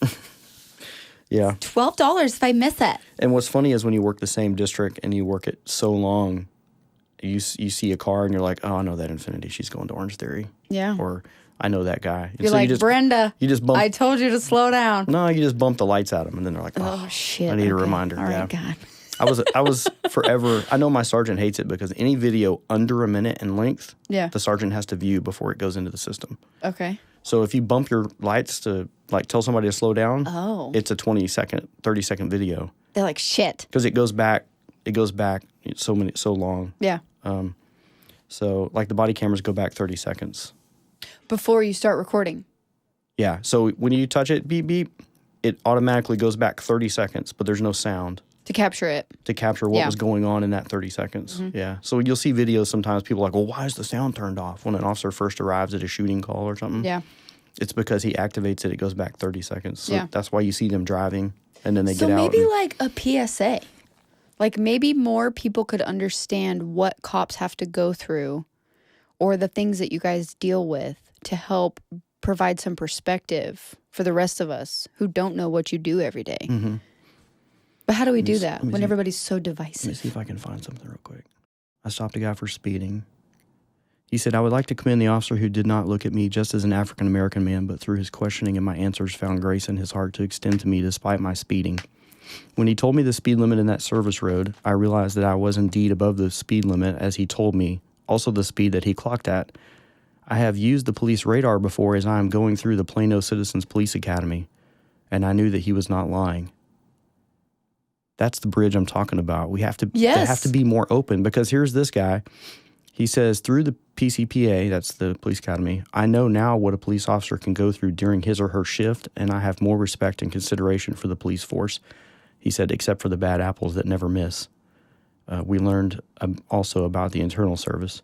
I would like to extend all my gratitude to the officer. I wish I could remember his name. So for me, that's huge, because he left that encounter being backed up again in his mind that cops are humans. Right. You know what I mean? Well, and then I think that when I see those videos where, like, the cops get literally shot at as they walk up, which is absolute insanity to me, I think, oh, wow. Like, I was never, like, yes, it's all about the way you're raised, right? Clearly. My stepdad was my stepdad from the time I was 13.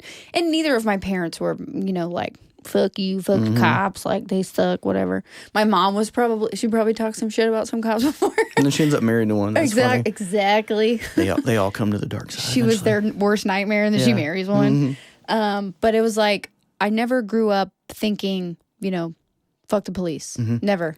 But I also didn't come from a culture that perpetuated that sentiment. I have also not been raised as a Black or African American or a minority. So I don't know what it's like to be subjected to some of the treatment that I'm sure some officers have carried out on those people, right? So, like, just as what I said earlier, I'm not a man, so I can't speak to man's problems. I'm not a Black person, so I can't speak to their problems. Or because, like, even my best friend, she's Black and she was pulled over and she got a DWI. And it's like, even just the difference in treatment for, let's say, me, if I got pulled over. I mean, every time I got pulled over for my registration being out or my insurance being expired. Because I was a super ratchet kid. Always in trouble. Never doing shit right. That treatment from me versus that treatment for her. Because she's Black. Has been completely different. And I can't say that it's because she's Black, right? All I can say is our testimonies are very different. Right. That's all I can say. So I had an incident after a Duncanville football game one time. We were assigned where the big gravel parking lot used to be? We were assigned that after the game was over, officers had to go to that parking lot to ensure there was no drama, no fighting, no burglaries or anything like that. Yeah. So the big crowd is walking out that way through the visitor's gate, and I'm walking behind them. There's this little Black girl. I mean, I don't know how old she was. She was walking, but she was not happy. 10:30 at night probably by this point. Yeah. And she's got the little barrettes in her hair, just cute. And she's screaming. And she's got her arms up. And Mom and a friend are walking slightly in front of her, ignoring her. So I walk up behind her, pick her up, put her on my shoulder, like on my hip. And so I'm just walking behind them. I'm staying with them. She's still screaming? No, she quit screaming. She's playing with my name tag. I'm tickling her. We're having a great time. Yeah. And we're walking towards the parking lot. And then Mom realizes she's not screaming anymore. So she turns around and she sees you. And her face, like, frozen. She, like, freaks out, and she walks over and she yanks the kid away. The baby out of and she says, "Girl, don't you know who that is? That's the Popo. Don't you trust him?" And I was instantly like, you're like, lady, I just picked up your screaming child that you were ignoring after you're walking away. So that's that perpetuation that you're talking about. It is, but it's cultural, it's societal, it's, depending on where you live in your city. Of course. And I'm not saying that mom hasn't had negative experiences. Right. But it was also passed down from her mom. But it's also like different time. At what point do you say, oh shit, that guy just picked up my kid and he was super nice to her. Oh my gosh, thank you so much. I wasn't even paying attention, But you're not taught that because you automatically do not respect or trust the badge. Yeah. So you know what I did for my 29 years? Everything I could to change that. Which more people need to do. Yeah. And I can tell you, I've worked with amazing police officers, men and women who do that every single day. And we have those discussions. Right. God, I didn't want to go on that call. Why? Because I knew that dude wasn't doing anything wrong. Right. but I have to go on the call, and I have to make notes, and it has to be on body camera, because if I don't, then they're going to question me. Well, why didn't you go on this call? Right. You know? And, you know, like the walking in the street thing, I was telling Jackie last night, I said... You loved it. You hated it. You hated it. It's just a perfect example of a misunderstanding of the two sides. Yeah. So miscommunication for both, yeah. Yeah. Or just not knowing what goes on each side. But I said, so let's say I'm driving down the road and I see a guy jogging in the roadway. And I'm like, it's about time for my lunch. I don't even feel like messing with that guy. Right. So I drive on. Up the street, he gets hit and killed by a car. Exactly. So because you didn't say something. So then the sergeant says, did you see that guy running? And the worst thing you can ever do in law enforcement is lie. You lie and you're done. You can say, yeah, I saw him, you know, or yeah, I bumped into that pole with my squad car, or, you know. Yeah. As long as you don't lie, usually you'll come out okay. Right. Depending on what it is. Right. Not like I asked that chick for her phone number. You know what I mean? She showed me her tits, so I didn't give her a ticket. Right. Yeah. Right. So, first of all, that's an instant ticket with me. That's why I'm like, bro, can you come a little bit closer so I can just show you how pretty I am so I don't get a ticket? It's like that. It's like that joke going around that says. That's a joke, by the way. It was a joke. It's like that joke going around that says, where the cop's standing next to the car, and she says, I thought you didn't give pretty girls tickets. He goes, yeah, you're right, I don't. What's your name again? What's your driver's license number? But so you don't. I will say I've probably talked myself out of a ticket or two. I'm sure you have. Yeah. Yeah, beautiful woman. I'm sure there was one, or JD said that the only time he would legit let somebody out of a ticket if he was literally about to shit himself. He said there was like once or twice where a guy was like, bro, like not I'm me. Literally about to shit my pants. Not me. And I'd be like, you drove past a QT, you drove past a Conoco, you drove past a Kroger. He's like, I can only shit in my home throne, bro. Yeah, well then you can too fucking bad. Then you can shit with this ticket. Yeah. You can wipe your shit with this ticket. Yeah. I mean, just make sure you pay it first. Right. Right. Or just throw it in your car somewhere and let it go to warrant. Me. Yeah. That's me. So. I know. And my stepdad was a cop. Like, what? Right. Yeah. So what I'm saying is you don't take action, and then he gets killed, and then they come after you, and they say, well, give me your badge and your gun. Because obviously it's dereliction of duty. You saw him running the roadway. The sergeant told you. It came from the chief. You didn't take action. So that puts you in that hard spot where you have to take action. Now, how you interact with that is different. But that's also like your conscience, too. Sure. You know, as a police officer, that's your job. If you don't do your job, karma's a bitch. She will come right back around. I'll tell you. That guy got hit by a car. I don't know how long we have, but I'll tell you. What? You got plans today or something? No. So... I'm sure Keith does. He's like, Jesus Christ, I've been talking for 2 hours. Flashback to 94. My first wife is pregnant with my daughter, and I stop a lady. And my whole career, I've tried to be that human. I've tried to have empathy and put myself in their shoes and not just be a robot. So I stopped this lady in Pantego. She's speeding on Park Row, and I pull her over, and her registration's out, her inspection's out. She doesn't have current proof of insurance. Everybody's speeding in Pantego. She's speeding. I know. And my rule there was 15 over. I didn't pull you over unless you're at least 15 over. That's a lot. That's generally their rule. People say, I got stopped for 2 over. I'm like... 5 over. No, you didn't, bro, because the rule is like 14 or 15. So I walk up. She's wearing scrubs. She has an ID on. And I said, hey, what's going on with all this? She's like, I'm going through a horrible divorce. My husband won't give me the title of the car. He says I was on the insurance, but I checked and I'm not on the insurance. I'm a single mom trying to make it happen. That was me. So I said, well, where do you work? She said, Arlington Memorial Hospital. I said, okay. And I said, well, here's the deal. So I'm going to give you a warning for the speeding, but you got to take care of these other things. She's like, I will. I promise I'll get it done. Send her on her way. 90, so a very, very problematic pregnancy and birth. So my daughter her water broke 10 weeks early. She had to be on bed rest for 4 weeks in the hospital. So I go up there one day, and the nurse, her name was on the board, and the nurse is like, and my wife says, hey, do you know this lady? I'm like, I don't know, maybe. I don't know why. Well, she said you pulled her over in Pantego, and you didn't write her tickets or whatever because she was going through a divorce or something. I was like, oh, yeah. She said she worked at AMH. Turns out she worked in labor and delivery. She was your wife's nurse? And she said, no one takes care of this lady except me. She's like, this is my patient. See? I'm telling you, and that was one of the big ones for me, too, that was like karma. It's so real. What you push is what you get. Exactly. And if you're an asshole all the time, that's what you're going to get. You will get that shit in return. So, yeah, I was 24 at the time. So think about pretty young in my career. Yes. So you never know the impact that you're going to have on somebody And by how just it can showing come some back kindness to you. And how it can come back to you. Because there will be situations in your life where you're going to need some kindness. And somebody's going to show you that kindness because you showed it to someone else. Pay it forward. Yeah. Pay it forward. I stopped a funny couple right before I retired. They were speeding on the service road.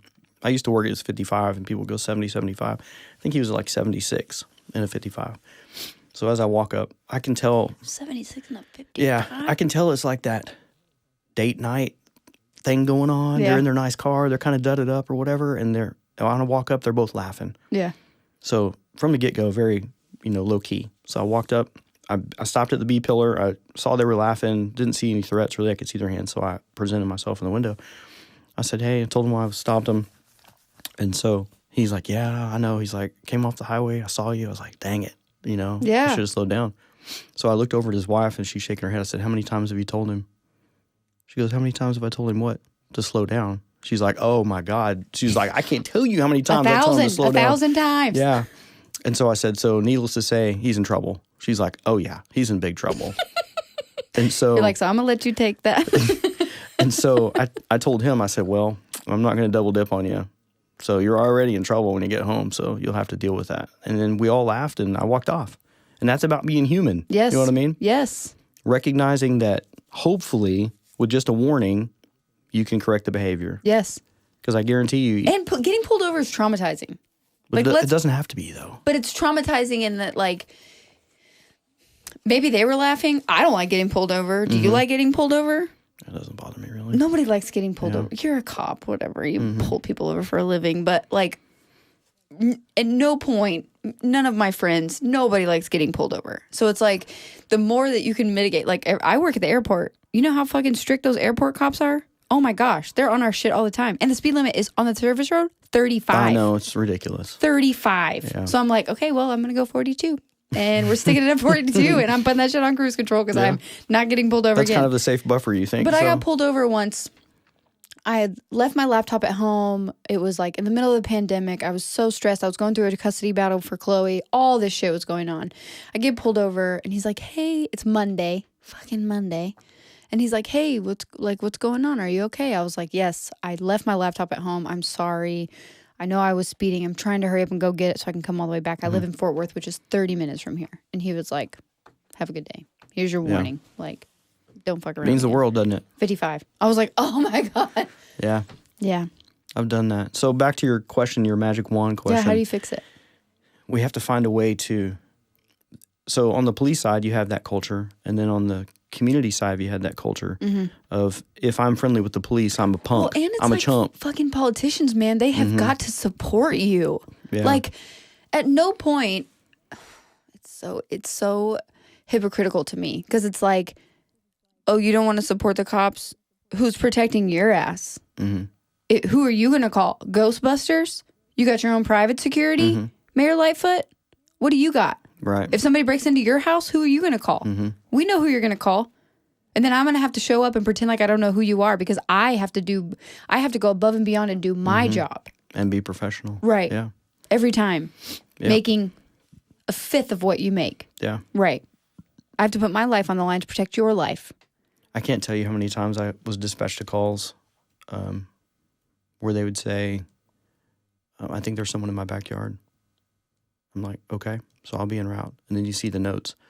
Husband is in master bedroom with wife. Thinks he hears a noise in the backyard.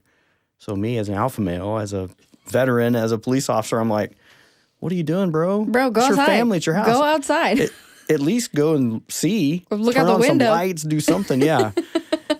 And so, but you show up and you're, 100% professional and you go in the backyard. But that's what I think of when people say, defund the police. Well, who's going to go in your backyard at 2 a.m. when you want to stay in bed? Right. When you're too scared and the social to get worker's up. not going to do it. No, they're not. So neither is a therapist or a shrink. Yeah. No. So you have to have that. You have to have that layer somewhere, and I do agree that it needs to be back down a little bit. Like, cops shouldn't go out because there's a car blocking a sidewalk. I know. It's like, where's the limit? Yeah. I went out on a call a couple months ago where a guy called and said this guy parks his car here and it blocks the access, the handicap access, and my daughter wants to ride her bike down that ramp. and it's annoying that he blocks that ramp. Okay. So write a letter. So I went and rang the doorbell. Leave a note on the guy's car. It turns out they have a history. Of course they do. So I knocked on the door, and the guy's like, "How can I help you?" And I said, "Well, a guy called and said that you're blocking the handicap access. Is he handicapped?" And I said, "No, he's not." And this is as old as the Hatfields and McCoys. Yeah. We ain't never letting this shit die. And I said, "I'm pretty sure you know who I'm talking about." He goes, "I know exactly who you're talking about." Yeah. So passive aggressively, it's an ongoing battle. Okay, 10 years. Yeah, passive aggressive. He's purposely blocking that to make this other parent mad. Again, home training. And the guy. You have none. So when I called the guy, I said, "So where is it that your daughter's trying to go on a bike?" "Well, she's going from there straight across to the other crosswalk." I said, "Well, there's a corner, like one house down. You could just go across." Well, she don't want to. He goes, "I shouldn't have to." She doesn't want to do that. But that's where I'm like, why are the police involved in this? I'm not involved in your neighbor drama. Yeah. I literally don't care. Yeah. Another one, same There are children being kidnapped that I could be attending to, okay? Yeah. I'm trying to solve some shit. Or there's people burglaring cars. They're doing something. So, yeah, that's very common. And I think we should be scaled back from dealing with that. I know we provide a service and all that, sure. But should be scaled back. You shouldn't be dealing with civil matters between people parking cars on the street. No. Were you ever on SWAT? Yeah, in Duncanville. Did you ever break into drug dealers' houses and stuff? Sure. I think you did on my street. Pretty sure I watched it one time. What street was it? Harmon Street. Oh yeah. Oh yeah. I don't want to say the address. Don't say it. I know the address. We were there there a lot. We lived down the street from there, and my mom's friend. Harmon was the one that curved around. It curved and came back, right? Mm-hmm. Yeah, it was right there on the corner, deep in the corner. Super sketch. I could tell you the address. I still remember. We watched it. We watched the SWAT team go in and bomb the place, bomb the place. That was us. Yeah. Scandalous. Yeah. Crazy. Yeah, it was. What about the cherry pit? Did you break that up? No. No. But I did. Is that really illegal though? Is it illegal? To take money. Were they charging for shows? No, they were charging. For everyone listening, the cherry pit was a residence in Duncanville, right down the street from my grandparents' house. Right off of 20 and Cedar Ridge. Cedar Ridge. But what does Cedar Ridge turn into? Because it turns into Ranchero eventually all the way down. But it was Cedar Ridge until it turns into. Mm-hmm. My grandparents lived off of Ranchero. Okay. We just sold their house this year.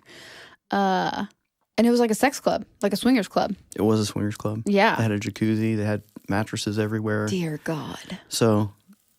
when you City of Champions right there, buddy. When you think sex club, you think stuff you see in movies, right? And it's beautiful people and no, it's disgusting. Models there and was the guys mattresses on abs. the floor. Yeah, who's getting in the hot tub? Really? Okay, but let's be real. It was Duncanville. Okay, so the prestigious. So the problem with it was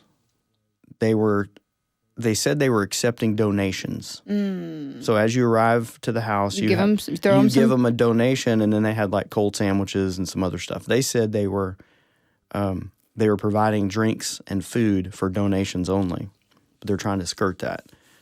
So basically, they were catering an orgy. Basically, yeah. And was there alcohol there too? Oh yeah, and they were making money off of it. So everybody just comes in, gets drunk. Your partner goes with this person. You dance with this person. I don't know how it goes down in there. Did they do undercover? Yeah, somebody did.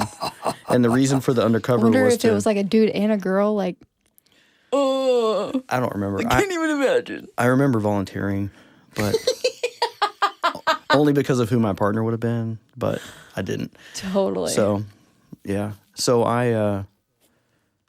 So anyway, the problem was they were doing that. And then there was a problem with the parking. Remember, it was a huge gravel shoulder there, and it would be completely full.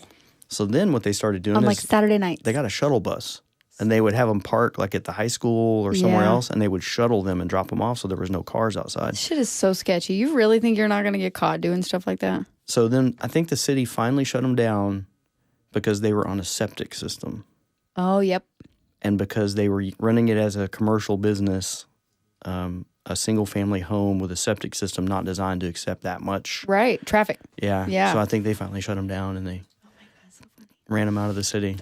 That's some old school stuff. Thank you for coming. Of course. This is a very enlightening conversation.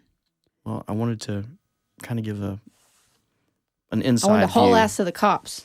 Go cops. No. I mean, we have a lot, my stepdad was a cop. I have a lot of friends who are cops, a lot of people that I went to school with that grew up and became cops. I have a lot of respect for the profession. I don't have a lot of respect for crooked cops, but that's neither here nor there. And again, that's not It's not my battle to fight because I'm not a crooked cop, nor is anybody in my family a crooked cop. But I do think that there have been some very public and widespread injustices to some people. And I think that it's important to spread more positive conversations from police officers like yourself so that we can shed light on the people who are actually doing good and doing the job for the right reasons. Yep. Now, which I will say is 99% of the officers. It's just the bad 1%. Yeah. But I mean, that's with everything. Yep. Bankers, lawyers, doctors, surgeons. I mean, Dr. Death, that was in Dallas, Yeah. you know? So what? It's all neurosurgeons are bad. All A and AB. Yeah. A-NAB. You know? Like, we Right. can't do that. And I think it's very much like, not to use a bad example, but like Rittenhouse, like everybody was under the impression that it was this, and this, right? Until the truth actually came out. Right. And I think the truth always does come out. You find out that with George Floyd, they had history and it was a lot deeper than what people said it was. And it was a tragic accident that was caught on camera. Right. That was tragic. It was a tragedy. But like, all the other examples too, it's very easy for those things to go viral, but no one is making viral videos about a cop who does his job right. Yeah. Who does their job right for 30 years. Yeah. And then like did a situation like that happen. Exactly. That's just, whatever. Oh, okay, cool. He did a good thing. But but did he arrest a black guy? Yeah. Okay, we'll do a story on that. You know what I mean? Right. It gets attention. The, being transparent, that would be the other thing. More and more cities you see, like used to, there would be a shooting and 7 days later, they still hadn't released the video. Right. But most police chiefs and agencies now, like if there's a shooting, they immediately make a PR video and the chief says, on this date at this time, this is what happened. Right. There's no sound for the first 30 seconds because it's a body camera and then they show it to the public, trying to quell that unknown. Well, if they're not releasing it, then it wasn't a good shooting. What kind of secret are you hiding? Let's burn the city to the ground. Right. Yeah. So. And then, like, cops have to put themselves on the front lines against protesters who are destroying cities. Like, I mean, for what? Yeah. They're like, F this, I can go work at Costco for $25 an hour. Right. You know? Yeah. Like, for what? Do you need a box for that? Right. Yeah. I'm ever so jolly because I work at Costco. Right. But really, I do appreciate it. And I know that you're one of the good ones, so. I know many, many more of them. I know thousands of them probably. All good people. Maybe we should do that. We should do a heart's in the right place. Good cop a month highlight on the BGP. Yeah, at least a quarter. Talk to the good cops. Yeah, people would be like, I'd love to talk to a black cop. Really. Yeah, I would love to. Because I'm sure that's got to be so hard. I have a couple that would be good for it. A lot. Yeah, that would be so hard, insanely hard. Yeah, every day you're basically walking around with a target on your back. Yeah, I wouldn't want to do it. No. So. But kudos to them, man. Yeah. More power to you. Yep. Thanks, man. Of course. So, what are you doing now? Well, and we can, tell everybody that you were recently diagnosed with cancer. Yeah. Which is expected cured. So. It's too soon, okay? I have PTSD from my dad and like the whole thing, and you're like the same freaking age. Fucking ridiculous. It's expected cured, so. You're recently diagnosed with colorectal cancer. Yeah. It's stage 3, but it's localized in one place. It hasn't spread anywhere in my body. So good. I start chemo Monday, and then after a few cycles of chemo, then radiation. But they're expecting 6 to 8 months. Surgeon goes in, takes out what's left, and then just monitor for 5 years. Good. So. And you're recently married. Yeah, got married the 31st. Congratulations. Thank you. Congratulations, Jackie. Yeah. We love you. Yeah, she's awesome. She is awesome. And other than that, I'm just going to be retired, I think. And the T-shirt you're wearing, I want you to talk about that too a little bit before you leave, because I know you're very passionate about that. Motorcycle missions. Also, show everybody on camera your shoes. They're super dapper. My shoes. Yeah, show us. I don't know how. Just get up. Stick your foot up. I know you got it. There you go. Yeah. So they're motorcycle missions vans. Yeah. So. Do it again. Do it again. Do it again. Do it again. There you go. They're vans. They look like Spicoli vans, but they're like skater vans. Yeah. Yeah. Designed by Crystal Hess. She's our founder. Way to go, Crystal. So Motorcycle Missions is a nonprofit which teaches veterans and first responders, so firemen and police and military veterans, how to build custom motorcycles. So how to build show bikes. And when I say show bikes, we've won so many shows with them. I took one of my bikes to Chicago to the international show there. I just showed an all-female veterans build bike that was built in Temecula I told you about. Mm-hmm. It won People's Choice at the Dallas International Motorcycle Show a few months ago. That's cool. So, and that means more to me than some of the voting, because that's every person who came to the show put in a vote and said, I love that motorcycle. I love the story behind it, the veteran build. So we also do a welding program. All this is free. It doesn't cost the veterans anything. Yeah. It's all paid through donations, through supporters. We have a few big supporters. John